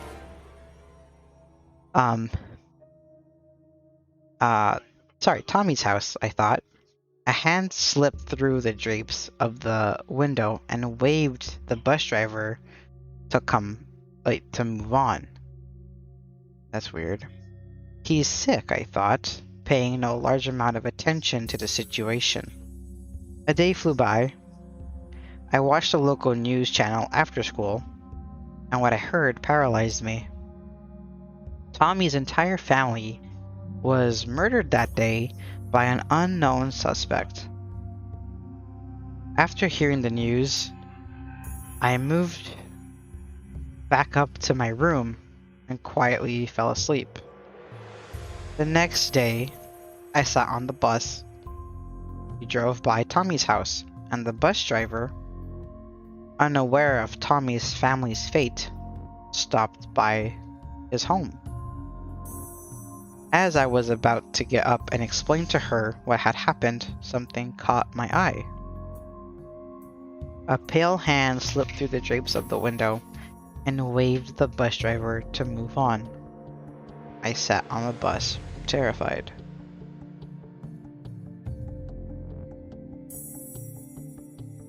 The end.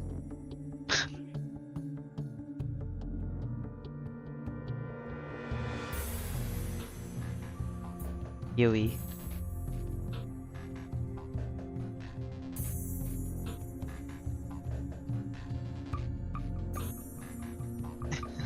It was very simple but effective. Awesome. So, this one's called It Started as a Leak. Oh boy. Okay. The rainy season began in early summer, and June had been no exception. It did not surprise the man when he discovered rainwater dripping from his dining room ceiling. Shrugging it off, he placed a tall pot beneath the leak and expected it to stop on its own. However, it continued to rain, and before he knew it, the pot would threaten to overflow. He had to dump the water out first thing in the morning and straight after he returned from work. Eventually, he began to notice water damage at the source of the leak. The white ceiling had discolored, turning dull shades of brown. He checked the weather and realized that it would continue to rain sporadically over the next 10 days. The man was worried about the ceiling mildewing and becoming an expensive repair, so he called the local handyman. Unfortunately, the man could not sign to have the repairs done. Only his landlord could, which was a frustrating policy. The man called his landlord, but could not reach him. He left him a few voicemails detailing how the damage was becoming progressively worse. The man was clueless as to why his landlord could not return his calls. They usually kept in touch, speaking at least twice a month. Finally, reasoned that he would not be held accountable for any damages sustained. One night, the man was startled awake by a massive thump. Quickly turned on his bedside lamp, and just vaguely, he could see an overturned table and a large shape laying across it. He sprinted out of his apartment, called the police, gagging at the smell. The man sat in the police station with a blanket wrapped around his shoulders and a coffee mug resting in his hands. He did know one thing. There had been a dead body in his ceiling, and the water had saturated it so badly that it caved under the weight. So far, the body was unidentified. Due to the rainwater, it was being autopsied. Due to the rainwater, Anne was being autopsied. While the man waited, he called his landlord and finally reached him. Panicking as he explained the situation, his landlord was just as alarmed, and the man pleaded for him to come to the station while he made his statements. The man paused as the detective crossed over to him. He lowered his phone, wondering if the body had been identified. His blood ran immediately cold, and he shook his head with terror. The body belonged to Richard Thompson, his landlord, and he had died over a year ago. That's not what disturbed him the most. If his landlord was dead, then who was pretending to be him? The end. Oh my god.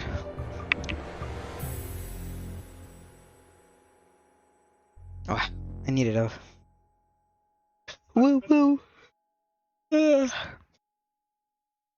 Nice. So, I mean, that was a compilation of creepypastas, and I picked a couple to read from.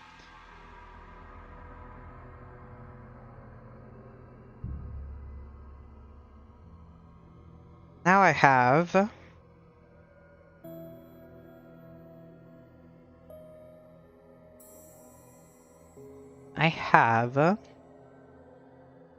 let's see here.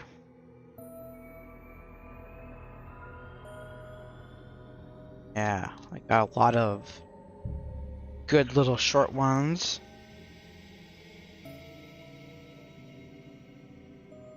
Let's see. Second. Oh, yes.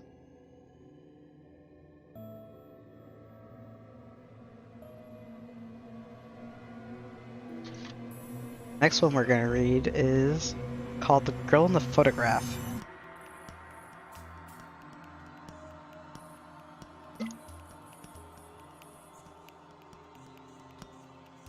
Yeah, yeah, yeah.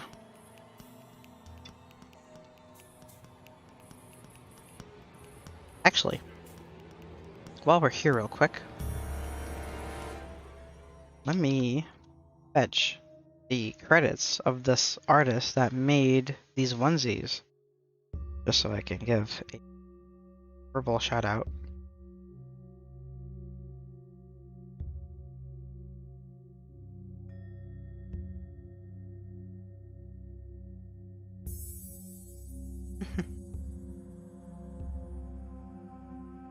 There we go. The artist of this little cute onesie, and with a collection of others, is Emi on Ko-fi. I'm gonna give him a check. Very generously gave this as a free asset, so all credits go to them. Emi, Himey, on Ko-fi. Boom. What else we got here? So now we actually have Pinterest stories, funny enough.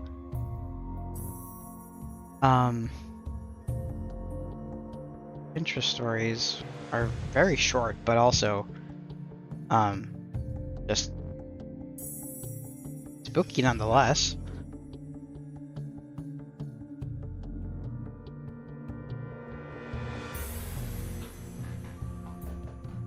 Okay, so let's jump right into that one. Second, let me fix myself in this uncomfortable office chair. Alright. So, jeez, I can't. This is the smallest rag known to man. Okay. Okay. Alright, so, don't open your eyes. It's called. On the last day of every month, close the blinds or the curtains before you sleep. In the middle of the night, you hear a tapping noise at your window. Don't open your eyes. If you're one of the unlucky ones, you'll hear that pebble sound at your window. It's not a friend. Just keep your eyes shut. The sound will get louder. The tapping will get faster and faster. Don't let your curiosity get the better of you. Don't move. It'll lose its patience. It'll start thumping the window. The window will shake and shudder, and the noise will only get louder. It will furiously pound on the window and shake the panes. Don't worry, the window won't break, but for goodness sake, don't open your eyes. No matter how scared you are, no matter how badly you want to scream, pretend like you don't hear. Pretend you're still asleep. After a while, the noise will stop. Don't fall for it. Keep your eyes shut. Try to sleep if you can. Don't get up. Don't open your eyes until the sun comes up. Those who open their eyes, well, no one really knows what happens. Here you go. Very short. Oh, okay. This is a guilty pleasure, okay? It's these like 3 a.m. rituals that people do sometimes. I don't think ever done one personally, but I love watching dumbasses attempt it. One of the more famous ones is Sam and Colby on YouTube. I don't think they do this no more, but it was a very big gain for them at the time that they were doing it. This one is called Dead Man's Tag. You'll need flashlights, 3 or more people, a good sense of direction, some woods, okay, or at the very least, a field with high grass. A cemetery will work because it has things to hide behind, but not many are very glad to let people run around in them at night. That's true. Don't play in cemeteries. It's not cute. You want to do this on a night with a little moon. Example, a very dark night. The flashlights are for safety. So, gather at the edge of the woods. Agree what is home base. It could be the starting point. It could be a big tree, whatever. This is where it gets tricky.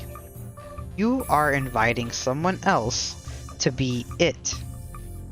Turn everyone to face the woods and shout in unison, "You're it." Everyone splits up and counts out loud, down from at most 100 and at least from 10. Okay? And when you get bored or feel like something is after you, run for home base. Shout, "Home free," or "Ollie Ollie, oxen free." Something to declare that you're running for base. Most people who play this will just have fun running around in the dark, or hiding behind things, or running into each other. If conditions are right, though, the players will become aware of an extra person at the same point throughout the game, and it may pursue you to home base. Some may find themselves sharing and hiding. Some might find themselves sharing a hiding place with someone who wasn't originally playing the game, etc. Take precautions. Bring a first aid kit. After all, you're going to be running around in the dark. Just make sure to end the game with everyone that you started with. No less and no more. And most of all, don't get tagged. Yes. That's a dead man's tag. Oh, Sab! Hello! Hi! And finally comment, was watching stream. Really? Oh, really? Were you? Oh my god. That's so cute, guys. Oh, thank you. I hope some of them spooked you. I get very dry throat. It's actually kind of sore right now. I was just saying how you were listening. I love these like ritualist games that like dumb kids will play. I have to say, I too was like very much about to like attempt these things, but I just never did out of fear. I just never had the balls to do it. And wouldn't want to play Dead Man Tag. Thank you. Let's see. Have more. Keep going. Like, I'm having a ball. We have the girl in the photograph. If we want to hear that one.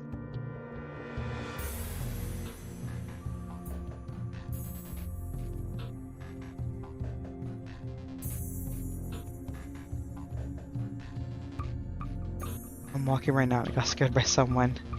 Oh no. Oh no, Sage.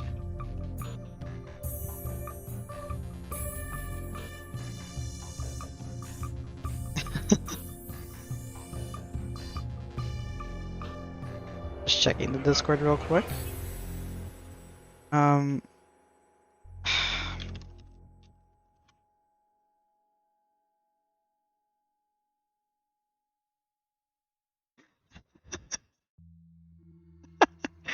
Oh no. Alright, awesome. So, with that, the girl in the photograph. Okay. So, one school day, a boy named Tom, okay, was sitting in class doing math. It was 6 more minutes until after school. He was doing his homework. Something caught his eye. His desk was next to the window, and he turned and looked at the grass outside. It looked like a picture. When school was over, he ran to the spot where he saw it. Wait, what? He looked to the grass. So he found a picture in the grass. Okay. When school was over, he ran to the spot where he saw it. He ran fast so that no one else could grab it. He picked it up and smiled. It had a picture of the most beautiful girl he'd ever seen. Uh, she had a dress with tights on and red shoes, and her hand was formed into a peace sign. She was so beautiful, he wanted to meet her. So he ran all over the school and asked everyone if they knew her or if they've ever seen her before.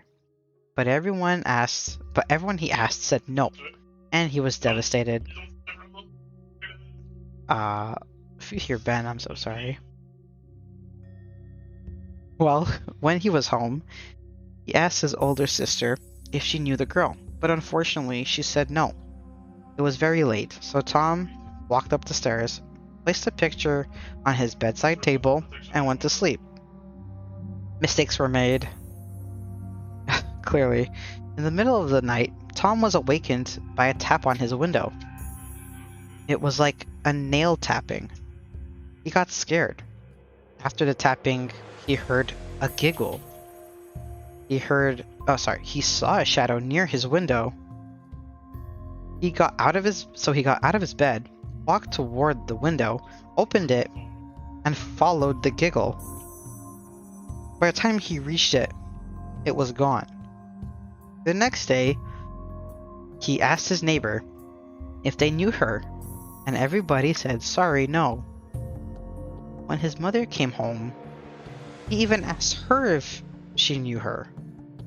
She said no. He went to his room, placed a picture on his desk, and fell asleep again. Once again, he was awakened by a tapping. He took the picture and followed the giggle. He walked across the road when suddenly he got hit by a car. He was dead with the picture in his hand. The driver got out of the car and tried to help him, but it was too late. Suddenly, he saw the picture and picked it up. He saw the cute girl holding up 3 fingers.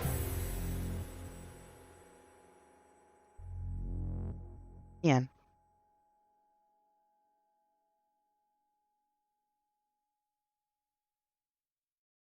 So, that was that one. So, now I'm looking to chat. What? Do we have any others from the peanut gallery? Any suggestions?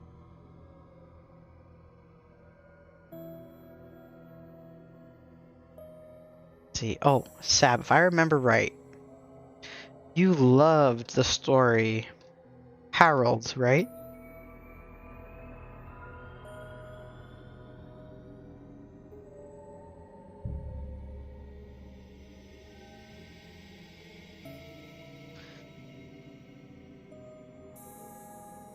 We can also read um The Bride.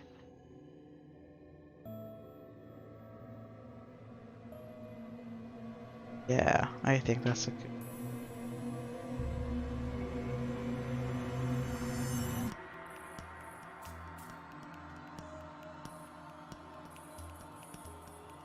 Hmm. Awesome. Okay, so there was an old farmer in Arizona who owned the best farm in the area. Everybody said his crops were the best and people came from all over to buy their goods from him. Hi, hi Cass. I hope neighbor's okay. Continue the stories. We're reading titled Harold, a story titled Harold. Um, I guess the stories you miss you can watch on the VOD as be. So, let me restart. There was an old farmer in Arizona who owned the best farm in the area. Everybody said his crops were the best and people came from all over to buy their goods from him. Whenever people asked him how he was able to grow such good quality crops, the old farmer would say it was all down to his scarecrow. That old scarecrow is the one I have to thank, he said. He makes sure no crops or critters. He makes sure no crows or critters or pests come near my crops. The old farmer had built the scarecrow himself. It was a fearsome sight. He spent months working on it to make it as scary as possible. He knew how important it was to keep pests away from his crops, so he gave it enormous straw arms and stretched out about 6 feet and big long legs that made it as tall as a tree. But the scariest thing about the scarecrow was its head. The farmer carved it all by himself out of a huge pumpkin. He spent countless days and nights perfecting his design until it was perfect. The scarecrow's face had the scarecrow's face and head was so grotesque and ugly that even he was sometimes scared to look at it. But it was very effective, scaring away every rodent and bird that ventured near. The neighboring farm was owned by two young men who were brothers named Josh and Harold. They were lazy and never did much work around the farm, which resulted in their crops being bad.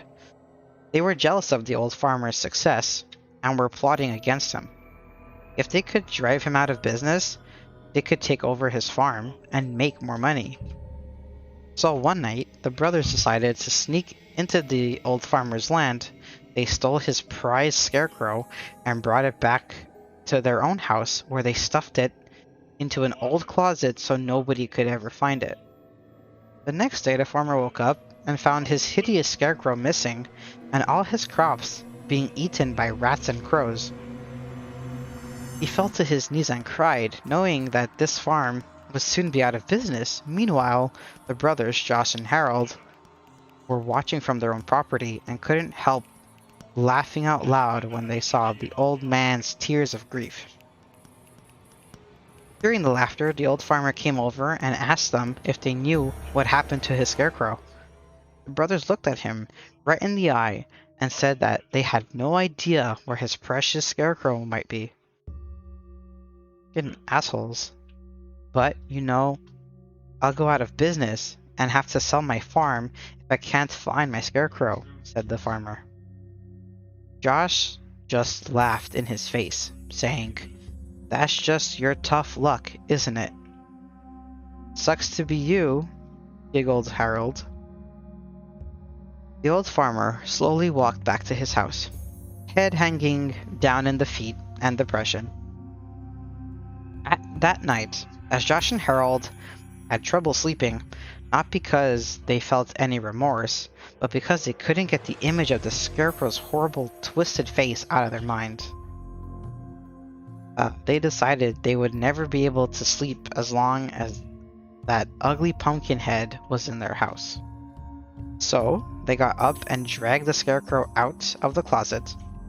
Harold took a baseball bat and smashed the Scarecrow's head, into pieces until all that was left was bits of pumpkin strewn around the floor. The brothers swept up the pumpkin pieces and threw them in the trash. Then they went back to bed and were soon fast asleep, having put all thoughts of the disgusting Scarecrow face out of their heads. Sometime after midnight, Josh and Harold were awoken by sounds of scratching and crawling at their bedroom door. "Did you forget to put the dog out?" asked Harold sleepily. "We don't have a dog," stammered Josh. Suddenly, the bedroom door burst open and a celerity long strewn arm. A celerity long straw arm snaked through the opening, and the second arm thrashed around, followed by two long stick legs.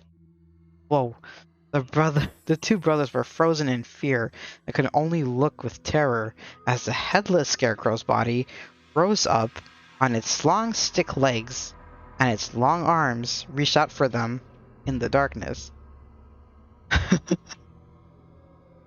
Harold felt cold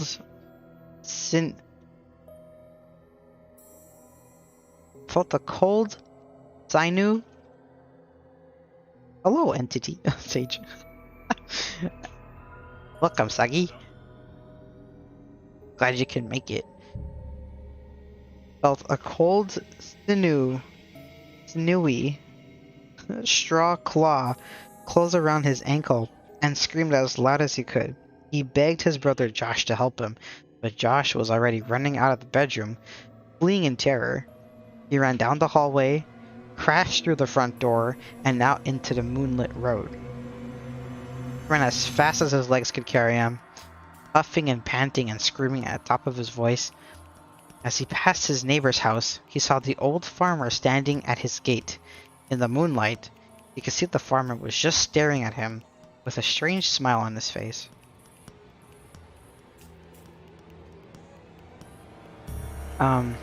Josh kept running, his bare feet slapping against the rough gravel road.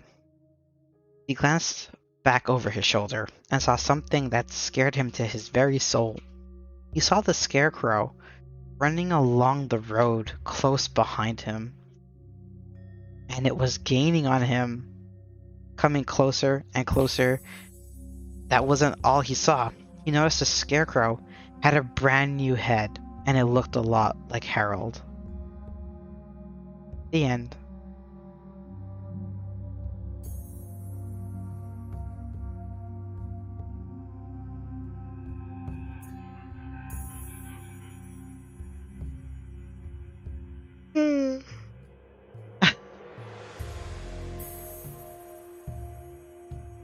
Yes, sir.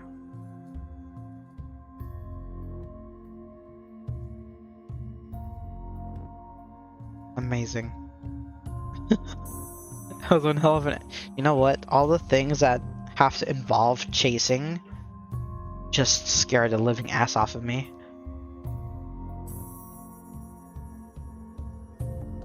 And the one that Sage liked so much, I think, was The Bride.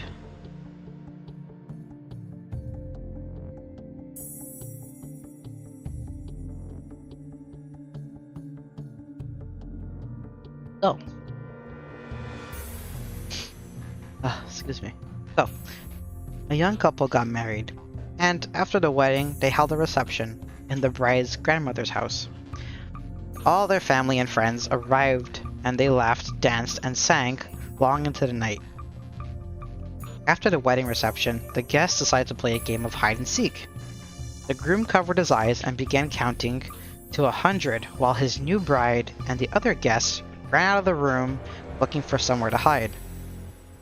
Eventually, the groom had found everyone except his beautiful bride. The other guests began calling out her name and searched everywhere for the young woman. They began to grow more and more uneasy and they couldn't find any trace of her. Eventually, they gave up searching, and everybody assumed that the girl had run away and left her husband. As the weeks went by, the husband accepted that his beautiful bride must have had second thoughts about the marriage. Poor thing. He decided to forget about her and go on with his life. A few years later, a cleaning lady was dusting in the attic and she came across an old trunk. Out of curiosity, she opened it. Inside the trunk, she found the rotting corpse of a young woman, still dressed in her bridal gown. There was a wedding ring on one bony finger. It was the missing bride. She must have been hidden in the trunk and accidentally locked herself inside. It was impossible to tell whether she had suffocated or starved to death, but her face was frozen in a silent scream. The end.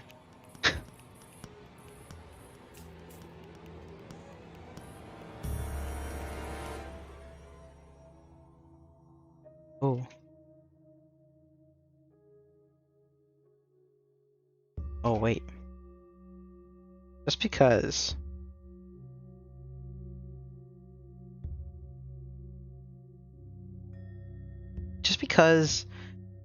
it's called Teeth, I think it's fitting enough to read it.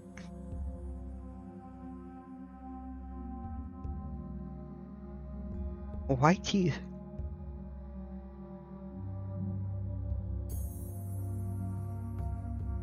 It's called Teeth.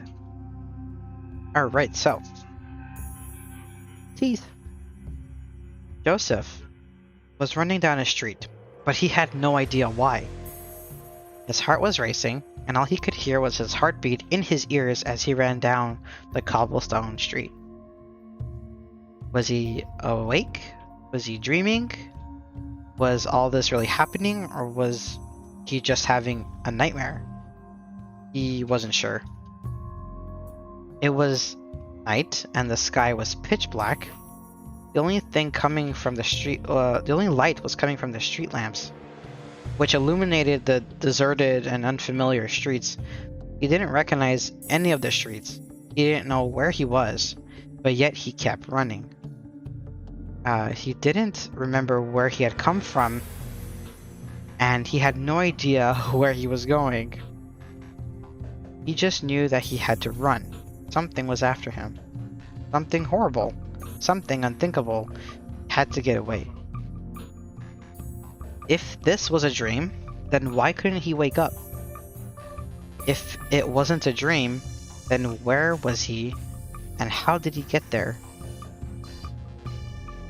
He turned a corner and saw that there was a man standing at the end of the street. So, Joseph ran up to him and asked for help. The man turned around and grinned. His grin became wider and wider, revealing a set of razor-sharp teeth. They looked almost like shark teeth, and that's when Joseph noticed his eyes. They were completely black, cold, and dead, like the eyes of a shark. Joseph ran. He ran up one street and down another. He came to a dead end and quickly turned around and ran in the opposite direction. He kept looking over his shoulder, worried that the man with the teeth was following. Just then, he bumped into someone. He looked up and saw it was a policeman. With a sigh of relief, Joseph asked the policeman for help. The policeman turned around and grinned. His grin became wider and wider, revealing a set of razor-sharp teeth that they looked like shark teeth. And that's when Joseph noticed his eyes. They were completely black, old, and dead like the eyes of a shark. Joseph ran. He ran through an alleyway and jumped over a gate. He ran down a narrow road and came out onto a darkened street. Then he realized the street looked familiar.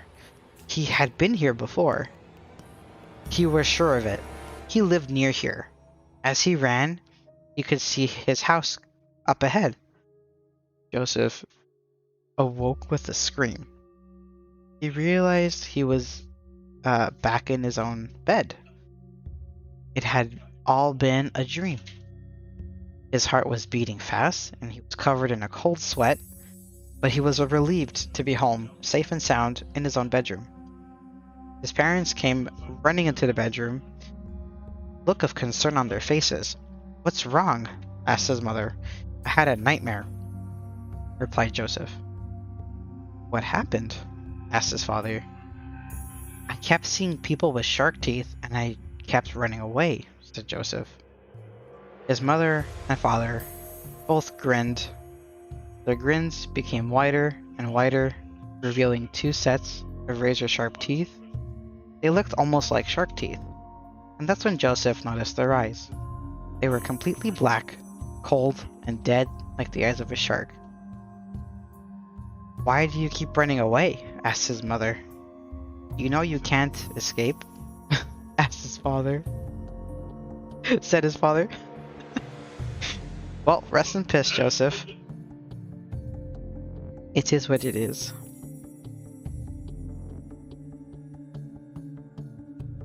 Everyone's a shark.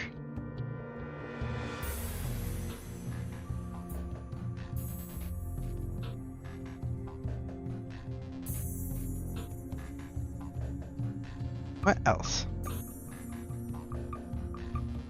Is there any oh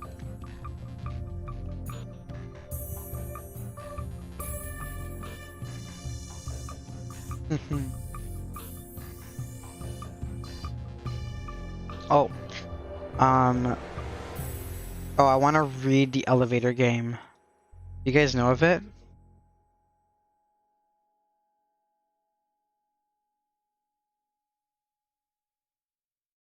I love it. Yes. Yes. Good, good. Read it. Okay. It's just the ritual. It's not a story. Reminds me of the elevator thing. Cold case. Yes. Yes, that one. But this is just the ritual. So, elevator game. How to get into another world. This is a game from Korea. By performing this ritual, you are supposed to get into, quote, a different world. According to people that have successfully completed this game, it looks the same as the town/building that you are from, but all the lights are off and you can only see a red cross in the distance. There is no other living things except yourself. Some say electronics like phones and cameras don't work, while some say they do. So basically, you must be in a 10 plus story building and in the elevator alone. Get on the elevator on the first floor. Okay? Press 4. When you reach the 4th floor, don't get out. Press 2. When you reach 2, press 6. Reach 6, press 2. When you reach 2, press 10. When you reach 10, press 5.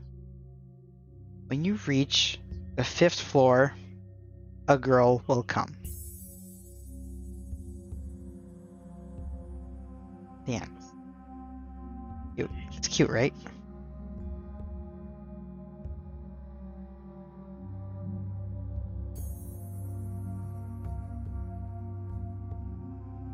I love these little ritual type things. The dead man was one of like, yeah, that's my thing.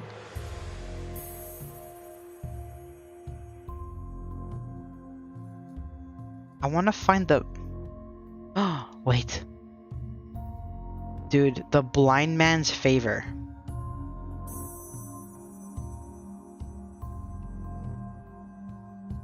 Blind man's favor. Oh my god. I can barely read this picture.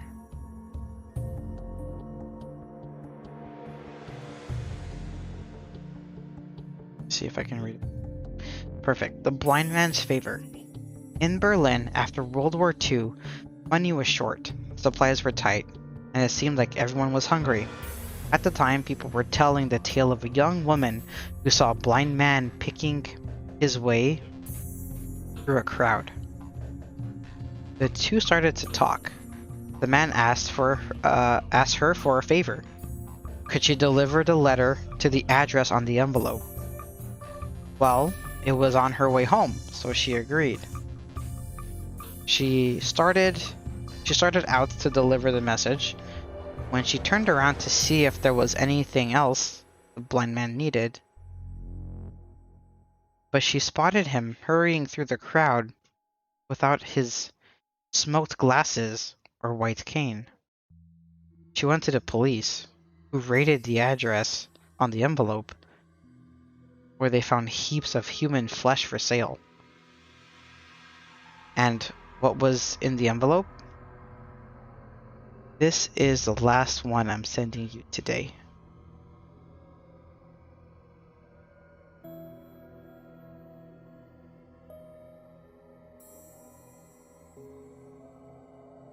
Yes.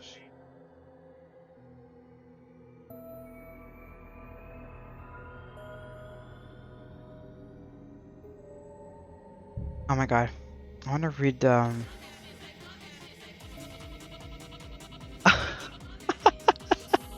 No way. Thank you. Hi, Reaver. Hi. Welcome everyone that just joined. My name is Wick. This is Purgatory. How may I help? Hello, hello. We're in the middle of reading scary stories.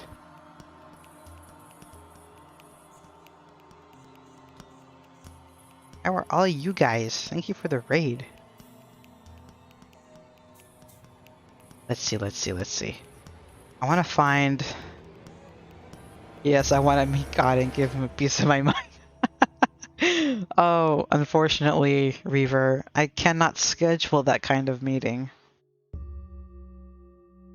Yeah. I mean, you can try coming back in a couple years. Maybe we'll have something sorted. But for now, unfortunately, we cannot provide this service. Yeah, and there is quite the wait time, so a couple years might be a couple hundred more years. So just do the math. Got you, boo.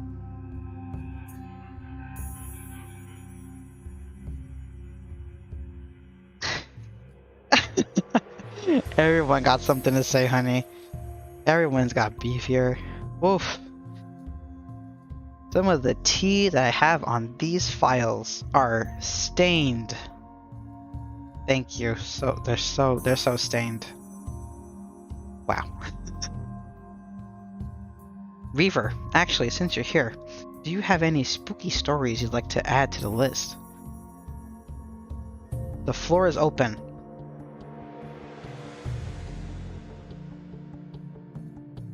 Yeah, spooky stories.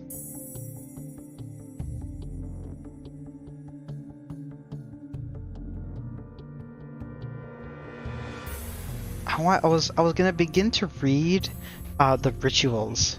I love the rituals. The hoof lady. Let me check this out.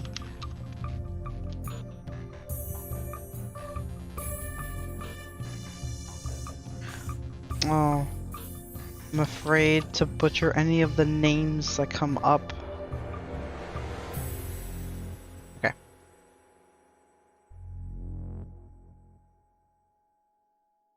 So basically, the story we tell kids that don't stay up past 7 p.m. What names? I don't know if there's any like indigenous names. I wouldn't want to disrespect them by saying them incorrectly.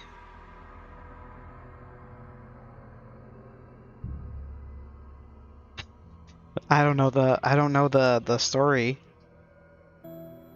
Is there names? Is there any names in there? Oh, probably not. Let's give it my best shot. Okay. Do I have your blessing? As an indigenous, do I have your blessing? Yes. Let's go. Oh my god. Okay, well, guys ready to buckle in? Posture check first. Boy. Oh, thank you. Oh, fuck my water. I mean, yeah, true. My throat is dry. Wait, I will read it. I will read it. 1 second.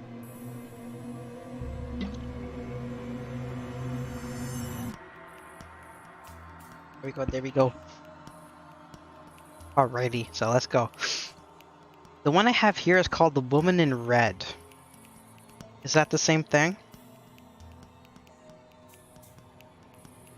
Yeah?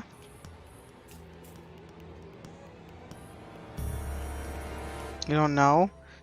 Okay. Because I have here, I see Dear Woman, Hoof Lady, but it doesn't link me to a story.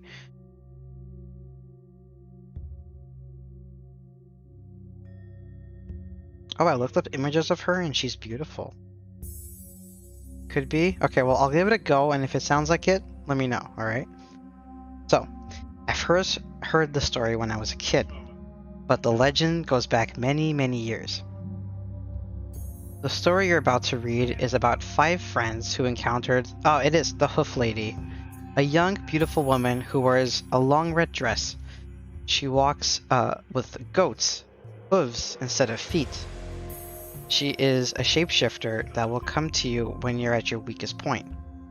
It's been said that she can harm you, or she will warn you of your wrongdoings and then let you go. This urban legend is passed around among the youth as a warning. Most find humor in it and brush it off as if the story was nothing but an old wives' tale. These kids learned quickly how true it is.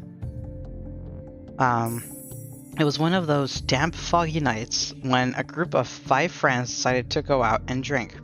These kids didn't listen to their parents' warnings to come home early. Growing up on the res, nobody really listened to anyone anyways. Clearly, they didn't care about the consequences of being out this late. Not many teenagers did. They liked to live in the moment. It was around 2:30 a.m. when the 2 girls decided they'd had enough and wanted to go home. The night had grown dull, and they were dreading the walk back in the fog. They had to walk the train tracks back to their house since it was the quickest route. After saying their goodbyes, they left together. Okay. Not long after these girls left, the boys heard 2 loud, terrified screams coming from the tracks. One of the 3 boys decided to leave, mumbling that the girls were just messing with them and they'd be fine. He staggered off into the darkness towards his house. The 2 other boys chose to check on the girls, just in case they had gotten hurt. They started in the direction the girls went when they heard one more scream, and then everything went dead silent. The only noise they heard were crickets chirping in the distance and the constant hum of the highway that ran through the reservation. The boys broke into a run, stumbling and falling as they climbed up a small hill to reach the train tracks. They walked the railway line for what seemed like hours until they finally made their minds and turned to go home. The night turned gloomy, and the fog had started to disappear, and the moon's faint glow was just barely visible behind the tree line surrounding them. As they were nearing town, the wind started to pick up with a cool chill, and there was an odd smell in the air they hadn't noticed before, somewhere between decaying animal and old trash. They both stopped and looked at each other, not far ahead from them. A pretty girl with long blonde hair, wearing a red dress that covered her feet, and was walking slowly in their direction. Moonlight was showing through an opening in the trees on her side, making her hair and face appear almost white. The girl was stumbling, as if she was having a hard time keeping her footing on the uneven ground. They froze. Could the stories they've been told their whole lives about the girl in red be true? They decided to see for themselves. They called out to her, asking if she was alright. She didn't say a word, and gave them a smile that sent a chill down their spines. The closer she got to them, the more details they noticed about her. The most eerie being that she had no shadow tailing her.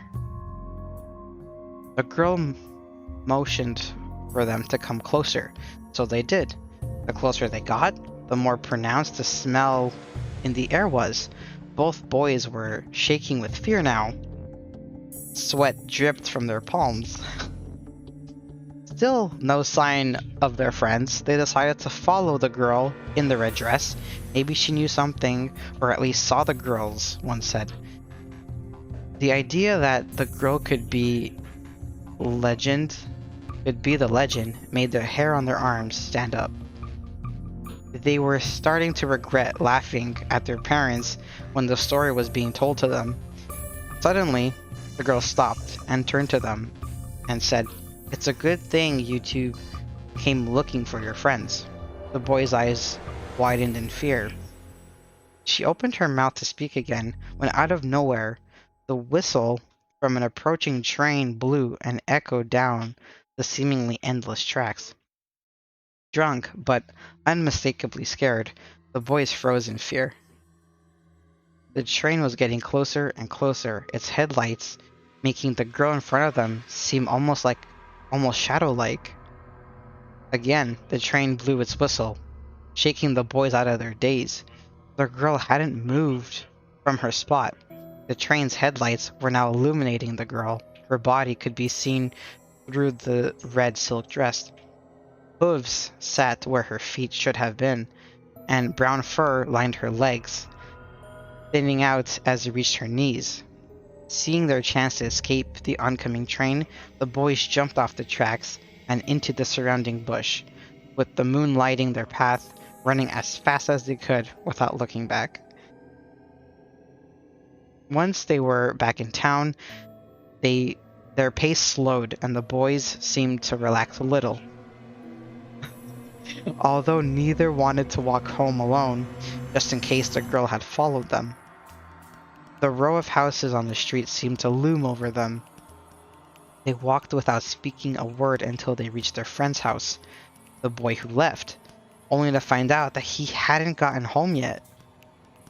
He sat on the third boy's porch, waiting. They sat. Hours passed, and soon it was early dawn, and still the boy didn't arrive.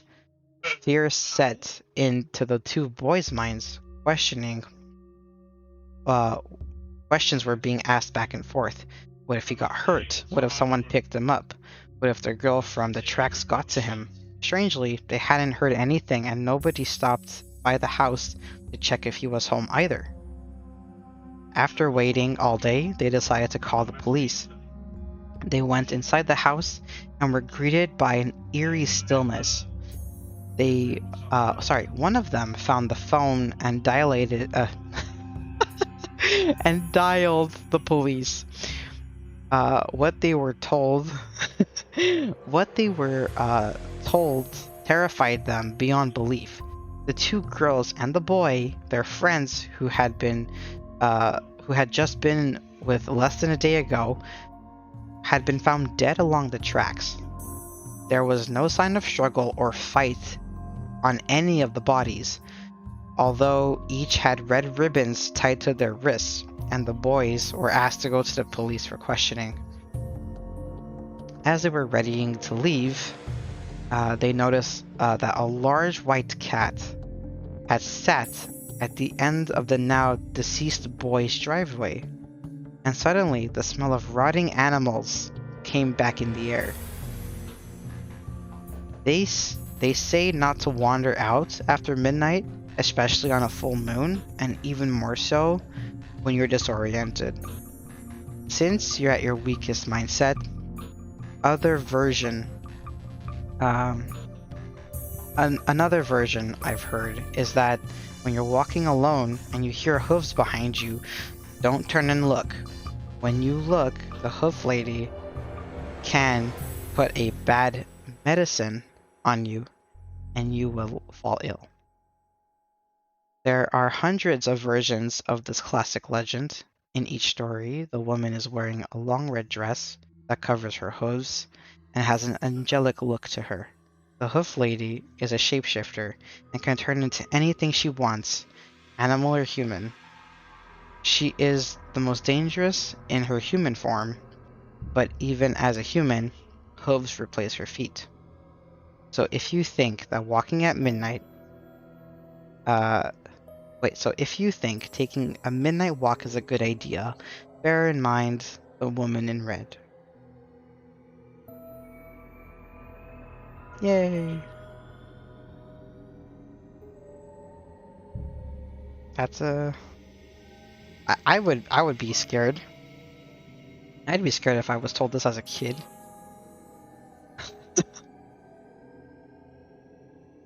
Remember the red dress? I don't know how they found it funny, dude. I'd be scared. What the fuck? Thank you for sharing that with us, Reaver. That was a great addition. Yeah. Hope your stream went well. Hope it was a nice, fun stream. Oh yeah, I wanted to read the Midnight Ritual.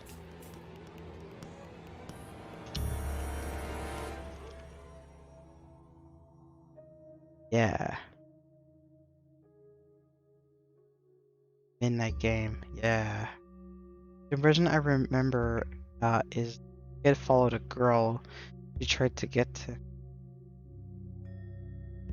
climb up this roof.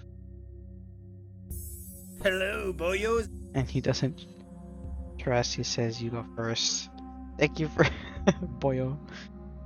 So she does, and when she climbs up, he notices the hooves and runs. Dude.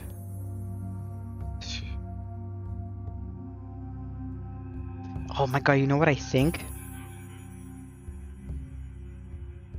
Kind of like the hooves are like kind of like something they'd be like heels, like high heels, like clacking of high heels. Or like just shoes. So could easily be mistaken for a woman with like really big heels on.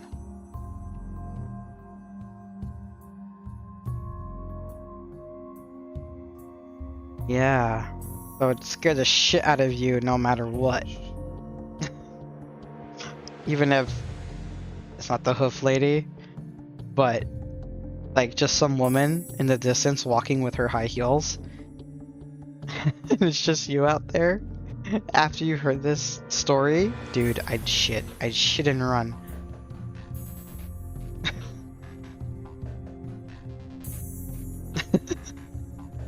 Oh no.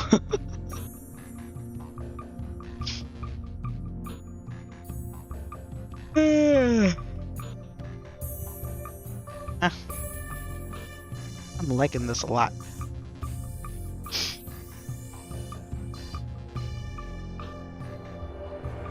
Okay. So, Reaver, do you know the Midnight Game? I'm gonna be walking at night, and I'm gonna hear the click-clack patty.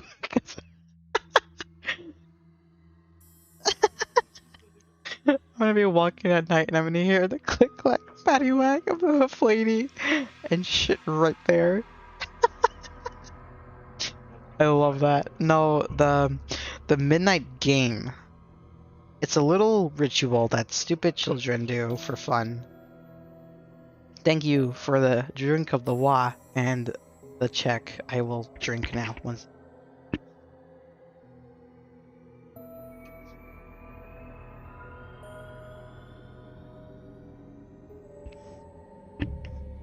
Are we gonna do the midnight game? Reaver, I don't think so, honey. I don't think so, honey. You know, there's something I wanted. There's one I wanted to do, right? I bring it up if we ain't gonna do it. But Reaver, listen, bring it up because it's spooky. It's spooky. It makes me shit a little. Gives me a little tingle. Let's do it. Oh my god. Oh wait, what was the one with Sage? Was it the party game? Let's summon Reaver. That's serious business. Summoning a demon is serious business. The dinner party. I thought so. Okay, wait. So the one that I am guilty of. Reaver, are we doing Ouija? I'll send you a demon summoning spell. Oh my god. Raincoat. Raincoat here tickling skinwalkers. No, what? Are you outing yourself, Ben? Are you a skinwalker? I played Ouija before. It might have been. Probably why I have a chronic. Reaver, what did you say? Did you piss them off? And they're like, this bitch curses. Ben, whoa. I hate it. You summon them and demand them take it away. It wasn't college. Holy shit. True. Yeah, we'll call them back, and because I'm Purgatory's receptionist, right? I have contacts, right? I know people. I can probably get them to track down the bastard you spoke to on that Ouija board way back then and demand that they fix you. Or, just a regular old spirit that can fix you. I can do my best. Oh man. Okay, so the ritual that I am guilty of wanting to play is the dinner party ritual. This, again, watching Sam and Colby, the two dumbasses and the group of friends that decided to actually play the ritual, I was so excited watching them, and it made me, I was scared. Like, I was scared but like thrilled. Like I was tickling with joy. And since then I was like, Sage, you gotta do this. We're gonna rent out some crusty ass Airbnb and summon demons in it for the sake of fun. Leave them in that house and like fuck right off. That way our houses are clean, you know, where we reside, they're clear and safe, and this poor Airbnb for these tourists are gonna just get their shit fucked. Beautiful, beautiful. That's their problem kind of scenario. They get to relive paying rent. Yes. Unless the ghost slash demon haunt you and not the house, and then oof. Yeah, that's an oof. And wanna summon a demon? Easy. Just need to. Okay, no, Cass. We're not gonna. No, we're not going near mirrors, honey. We are not gonna go near mirrors. I hate mirrors. Hate them all. They're terrifying little things. Why do they have to be so scary? It's just reflective glass, I think? I don't know. Spooky. Anyways, Reaver, would you like to hear, I guess the dinner party? Would you like to hear the dinner party ritual? Oh, yeah? Okay. Wait.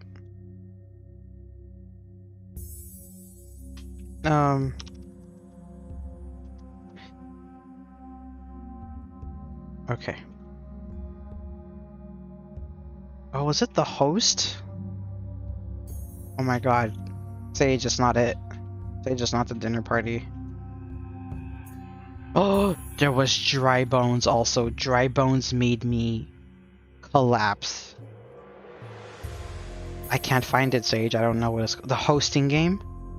Yes, it is. Okay, okay, okay. It's the hosting game. Okay. Close enough.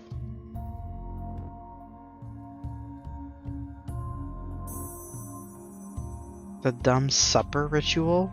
What the hell is that? The hosting game. Okay. Oh, this is a whole index. Holy crap. 1 second. Oh my god. Do you guys remember the Japanese one where she sits in the bathtub and she like supposed to follow you for the rest of the day? Dry Bones was terrifying when I watched them play. Dry Bones. Oh god. But these are not, these are okay, no. Okay, so these are questions. Games, okay.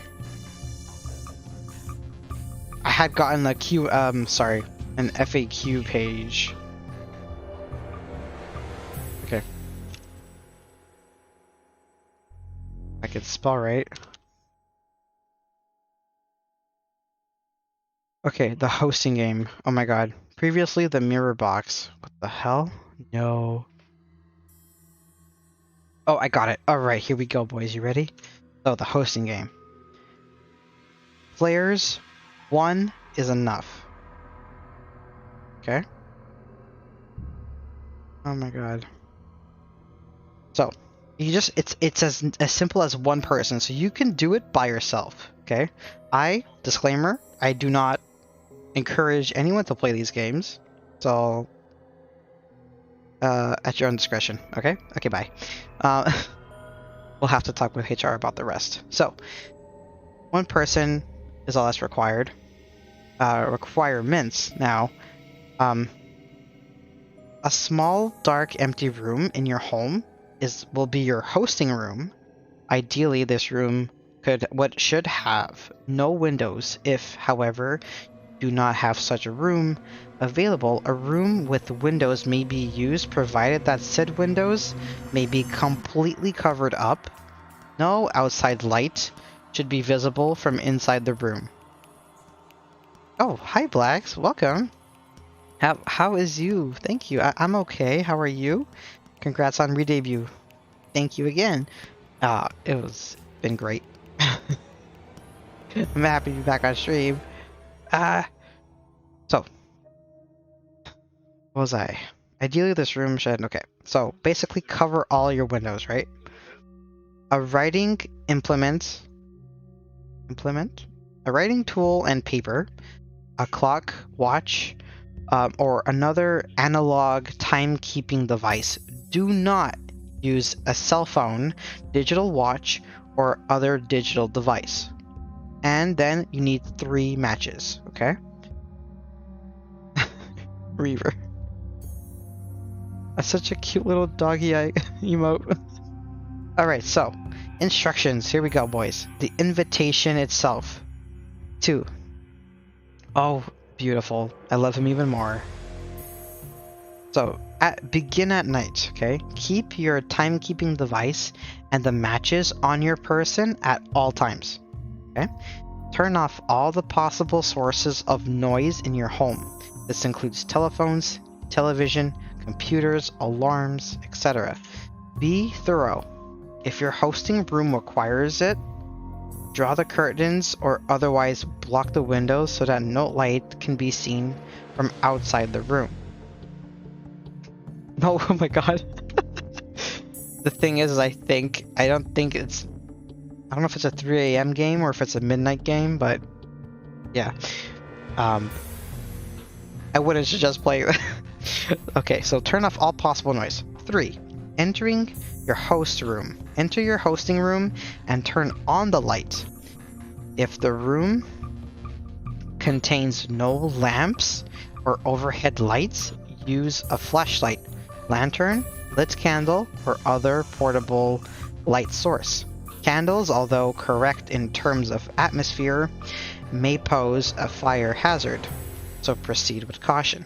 Alright, 4. Place your writing tool and piece of paper in your hosting room. Leave the light source on, exit your hosting room. Go to the furthest point in your home from the hosting room and call, "I'll be ready soon." That's it. Then move from room to room of your home, repeating this phrase in every room, moving closer to your hosting room with each call. So yeah, that's a bit of a handful, but it's basically you go from the furthest point of your house to the closest point of the room, just saying, "I'll be ready soon," the whole time, with only the light of your hosting room on, if that's what I'm understanding. So, number 6, when you arrive back at your hosting room, use the writing tool to write the following message on the piece of paper. Okay? You are invited. A gathering hosted by, put your name, takes place from the current time to an hour from the current time. Okay? So, takes place from 10 p.m. to 11 p.m. Okay? Bring your friends. And then you place this piece of paper in the middle of the hosting room, stand in the doorway of the hosting room, facing into it, so looking into the room, and call out, "I am ready, come on in." So, from here, you turn off the lights in the hosting room and turn around. The door to the hosting room should be at your back. Come on down, the price is right. I love that. So the door to the hosting room should be at your back, and you should be facing the darkness of your home. Okay? At this point, you're gonna take out your 3 matches. Oh, hi, Eclipso. Thanks for coming. Thanks for lurking. Stay all you like. Get cozy. Scary stories. Rituals, actually. So at this point, you're gonna take out your matches, right? After a few moments of silence, begin counting out loud, starting from 1 and ending at 10, and do not look back. Okay? When you reach the count of 10, you strike the first match. Now, this is important to your guests and their behavior, I guess you can say. So, if the first match lights on the first strike, hold it as it burns and greet your guest by saying, "I'm so glad to see you. Thank you for coming." Hold the match until it burns down as low as you can bear. Now, if the match does not light in the first strike, drop it immediately and proceed to the next step. Do not look back. Strike the second match. If the second match lights in the first strike, hold it high, thank them for coming, and hold it until you can bear it. If it doesn't light, drop it and proceed to the next step. Do not ever look back. Okay? This third match, strike it first time. If the third match lights on the first strike, say, "Now everyone is here," and count to 10. Count from 1 to 10 once more. If you have done this correctly, you will be able to hear and or feel whispering rustling, or a quiet thank you behind you, do not look back. When your timekeeping device indicates the gathering's finishing, say out loud, "Thank you for coming. Goodbye." Walk to the nearest light source, turn it on, the gathering is over, and your guests have gone. If the third match does not... Oh my god. If the third match does not strike... if the third match does not light on the first strike, you have an uninvited guest. And it's in bold now. Do not look back. Do not turn around. And do not pause to close the door. Run as quickly as you can to the nearest light source and turn it on. So, any additional notes? This game is best played alone. Your guests may not feel welcome if they feel that there is already a crowd present. So, once the gathering has begun, do not at any point turn around or look behind you. So, concerning uninvited guests, although turning on the nearest light source will end the gathering, you cannot assume that your guests have gone. It's recommended that you perform a purifying or cleansing ritual, as well that you avoid dark rooms in your home from then on. So, this is a little different from the one that I watched Sam and Colby play on their channel, which I'm not able to link it now, but highly suggest just look up hosting game 3 a.m. or something, and you'll see Sam and Colby's channel come up. It's very much there. They basically did all of this, and for the hour or the hours of the party, they'd be walking around the house. Oh my god, dude, that would be amazing. Are we allowed to? I would be so down. Oh my god. And while they were playing, they were like just walking around the house with a light of some kind, and you basically have to like walk around your home for the hour and never get yourself into a corner where you have to turn around. Like, it's like, because you don't want to turn around. And I thought, terrifying. Oh my god. Technically, unless you are providing commentary or otherwise adding new meaning or expression to the YouTube video, you are not allowed to play YouTube videos on Twitch without permission from the creator. However, most YouTubers will not file a DMCA claim because of the exposure it gives their channel. Here's the ruling on YouTube videos. An idea for sure. Yeah. If we limit it to the server. Either way, I am so down, dude. Their games were like the highlight of my days when I first found them. I'd run home to like put it on and sit down with popcorn just to be scared shitless, and then maybe do my homework. You know what I mean? As long as you provide commentary input. Oh, yeah. A commentary, I guess. Yeah. I'd hate to be pausing it the whole time to just add something. I'd feel like we just want to watch it in peace. You know what I mean? Oh man. Another one was Dry Bones. Their Dry Bones, they had to redo it a few times. Mainly because I think they messed up. Somebody turned on the light when they shouldn't have. That was a big no-no. So the dinner party is the only one that I actually really want to play. The midnight game. Beautiful. These games are just so terrible, and like probably just don't do them, but like they give me just so much happiness at the same time.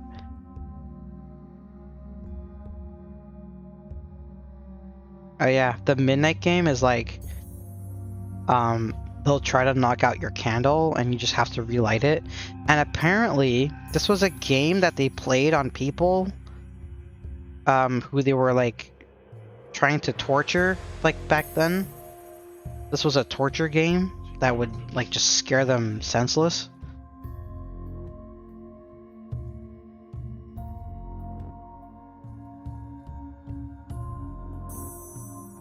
Yeah, the goal of the Midnight Man is to avoid him at all costs in your house.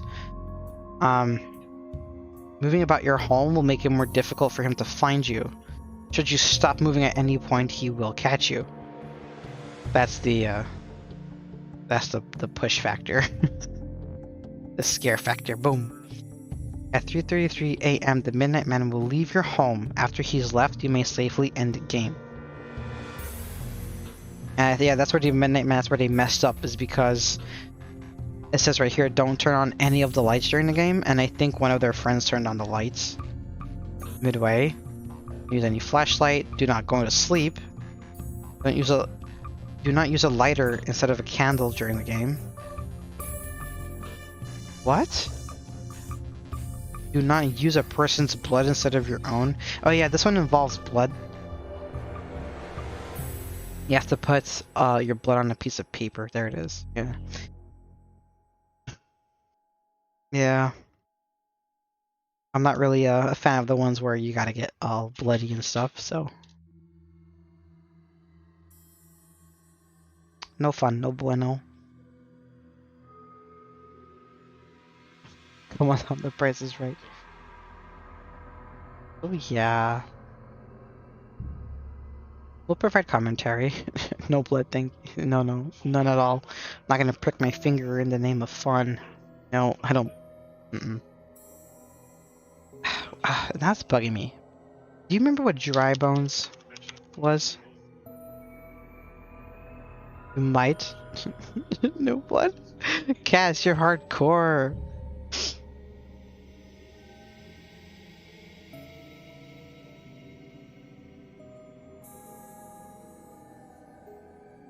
Oh, Cass. I hate dry bones, dude. The first step is a mirror.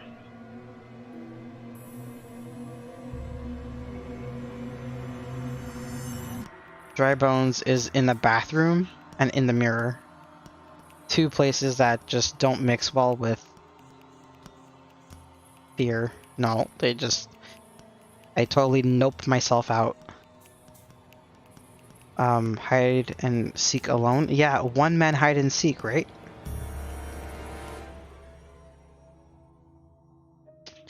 This one has a lot of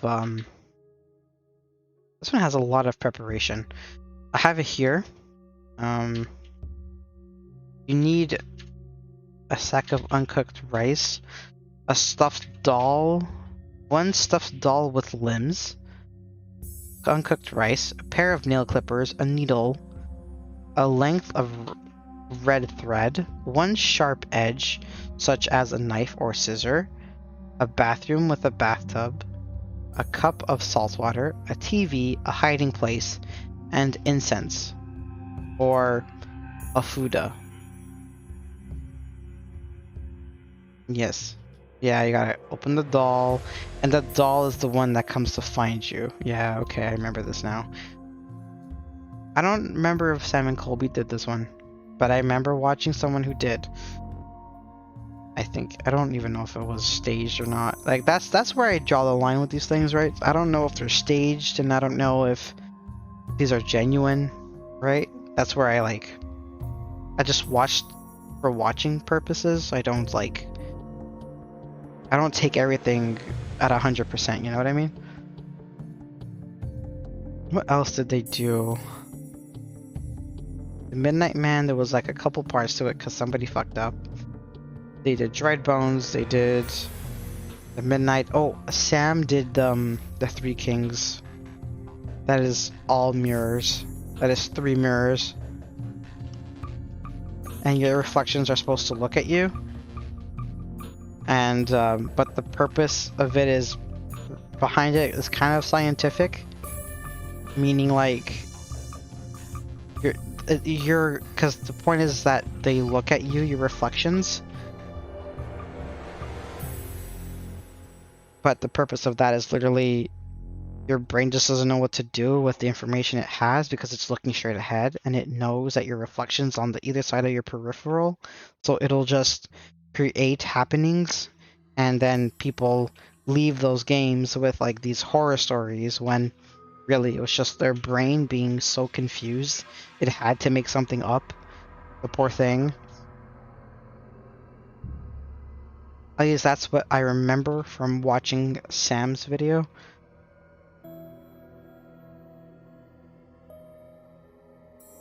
You're supposed to have a partner with this one. What the hell? Both partner and principal should both be mentally, emotionally, and spiritually stable. That is the first. Do not attempt if either of you are having serious issues in your life. Do not attempt if either of you have consumed drugs or alcohol within the last 3 to 5 days. Holy shit.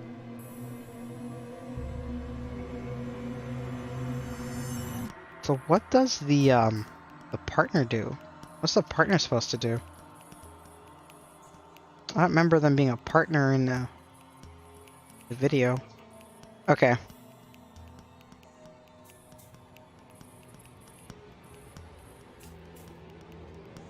Oh my god. Okay, now I was just reading real quick. I skipped to the ending. But yeah. Do not attempt if you do not completely and totally trust your partner. Do not attempt to stay in your home should some of these red flags appear.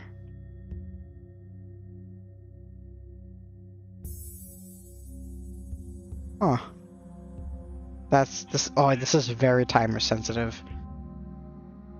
Like if your cell did not go off at 3:30 a.m. exactly, if your cell did not if your cell phone did not charge, if you were not seated in your throne by 3:33, should any of these incidents ensue, take your partner and other occupants and leave your house. Do not return until after 6 a.m. Crazy shit out there. So, yeah? What do you guys think? What should we do now? Should we go looking for other spooky stories? I have the no sleep Reddit thread, Reddit group open here. Solo Phasmo. I can't say it. Cass. I cannot do it. I will not be able to play the game. I just can't. Oh, SCPs, true. Do we have recommendations? Analog horror?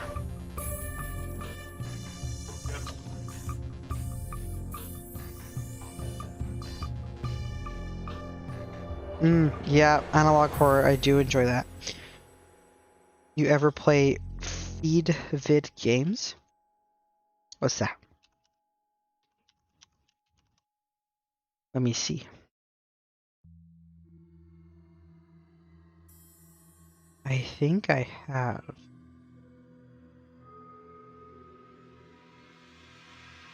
Oh my god. This is giving me Red Room vibes. But I like what I see here. They're games that are based on navigating like YouTube clone and Twitch clone. Okay. Okay. And you just like explore. Well, I'll definitely give these a watch on YouTube. Okay. Okay. And they're set up to be scary, I assume, is what I'm gathering. Some of these are like just spooky. I could look into this, and I could probably set up a stream where we just do this. Definitely. This is a very good stream idea. Oh, so I'm not sure if this is a surprise for some of you. Maybe it is actually. Tomorrow we're streaming again. It'll be me and Ben. Tomorrow the Sea of Thieves update is out, so we'll be on that the whole evening. Your favorite degenerate pirates. Another thief. They speak from the abyss. I'm gonna check that out right now. Speak. Yes, we're gonna do another thief. We're doing another thief. Oh. Oh, this looks terrifying. Am I gonna be chasing this? Am I gonna be chasing this? I will not do well. Same time as tonight, 7 p.m. is when I'll be starting my streams for now.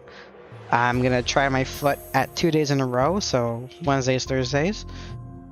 It wasn't too long since the debut, and like, why not?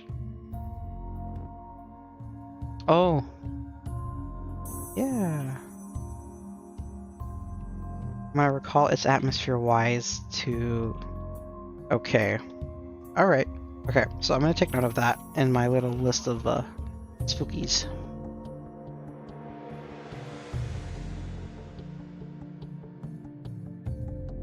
Yeah, same time as tonight. Oh, okay. Not chase-wise. Okay. Good. Okay, because that'll... I'll have a hard time considering it if I'm being chased. If you want something bizarre and creepy, but not scary, the Sluggish Moors series is good. You're not gonna get chased in it. Okay. Good. Good. I fear so bad getting chased.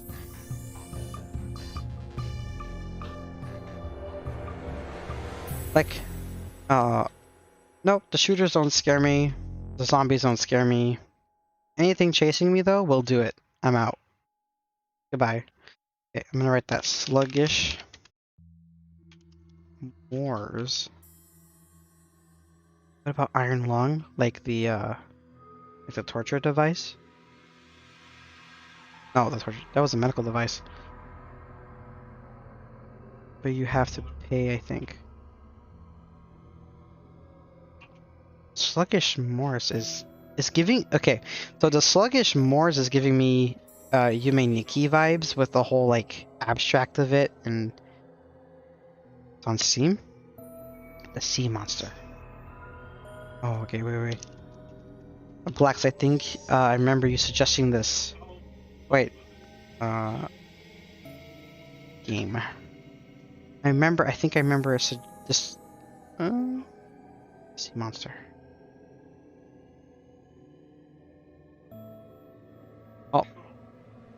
Oh my god, okay. So wait.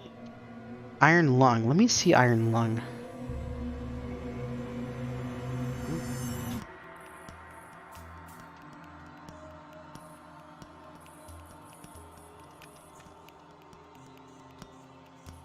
Okay. I'm gonna pop onto Steam real quick just to give that a look-see. Where's Steam? Okay. Iron Lung, yeah?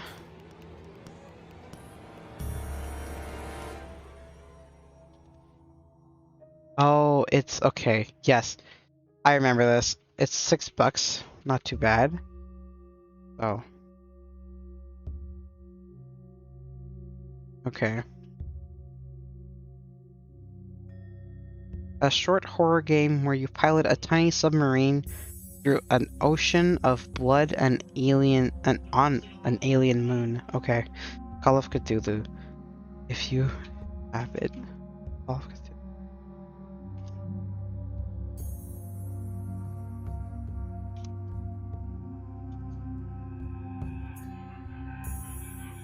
Call of Cthulhu?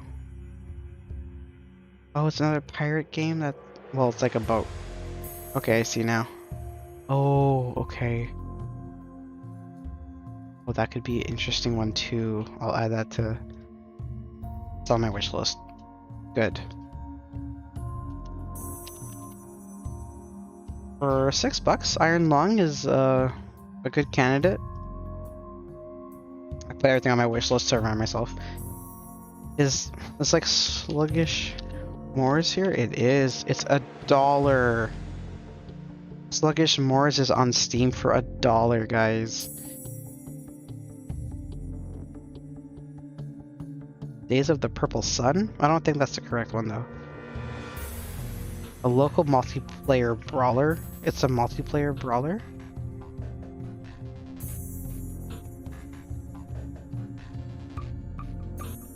Interesting. Okay.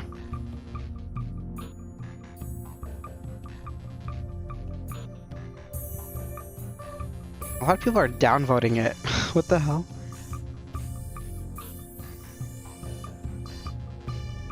Okay, interesting. So yeah, tomorrow will be Sea of Thieves. If we want, we can switch over to just chatting. Thank Cass for the awesome ambient music.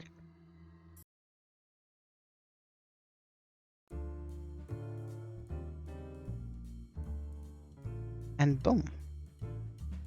Just like that, we're gonna switch to chatting real quick. Hello, hi. Let me just take off my little hoodie here. Boom. Nothing happened. See, we're all good. We're in the office. Nothing scary happened here. It's all good. So, bam. That you know, that I know of, that's it. None of my managers know, no supervisors know, and that's what's important. They don't know, so they won't care, right? So, that begs the question now, who do we raid this evening? Who is this? Oh, is he on? He is. Okay. We're gonna raid somebody named Sino TV, VT. And they're playing Cookie Clicker.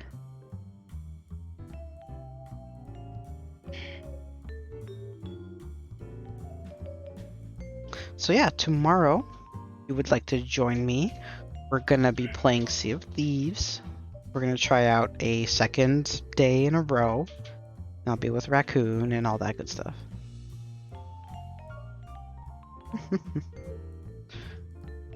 One second here.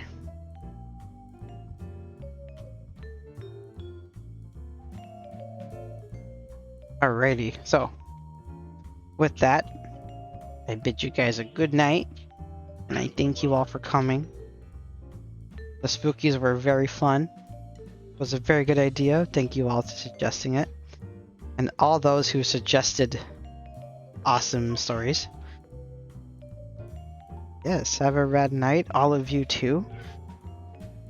And yes, that too. We have a Discord.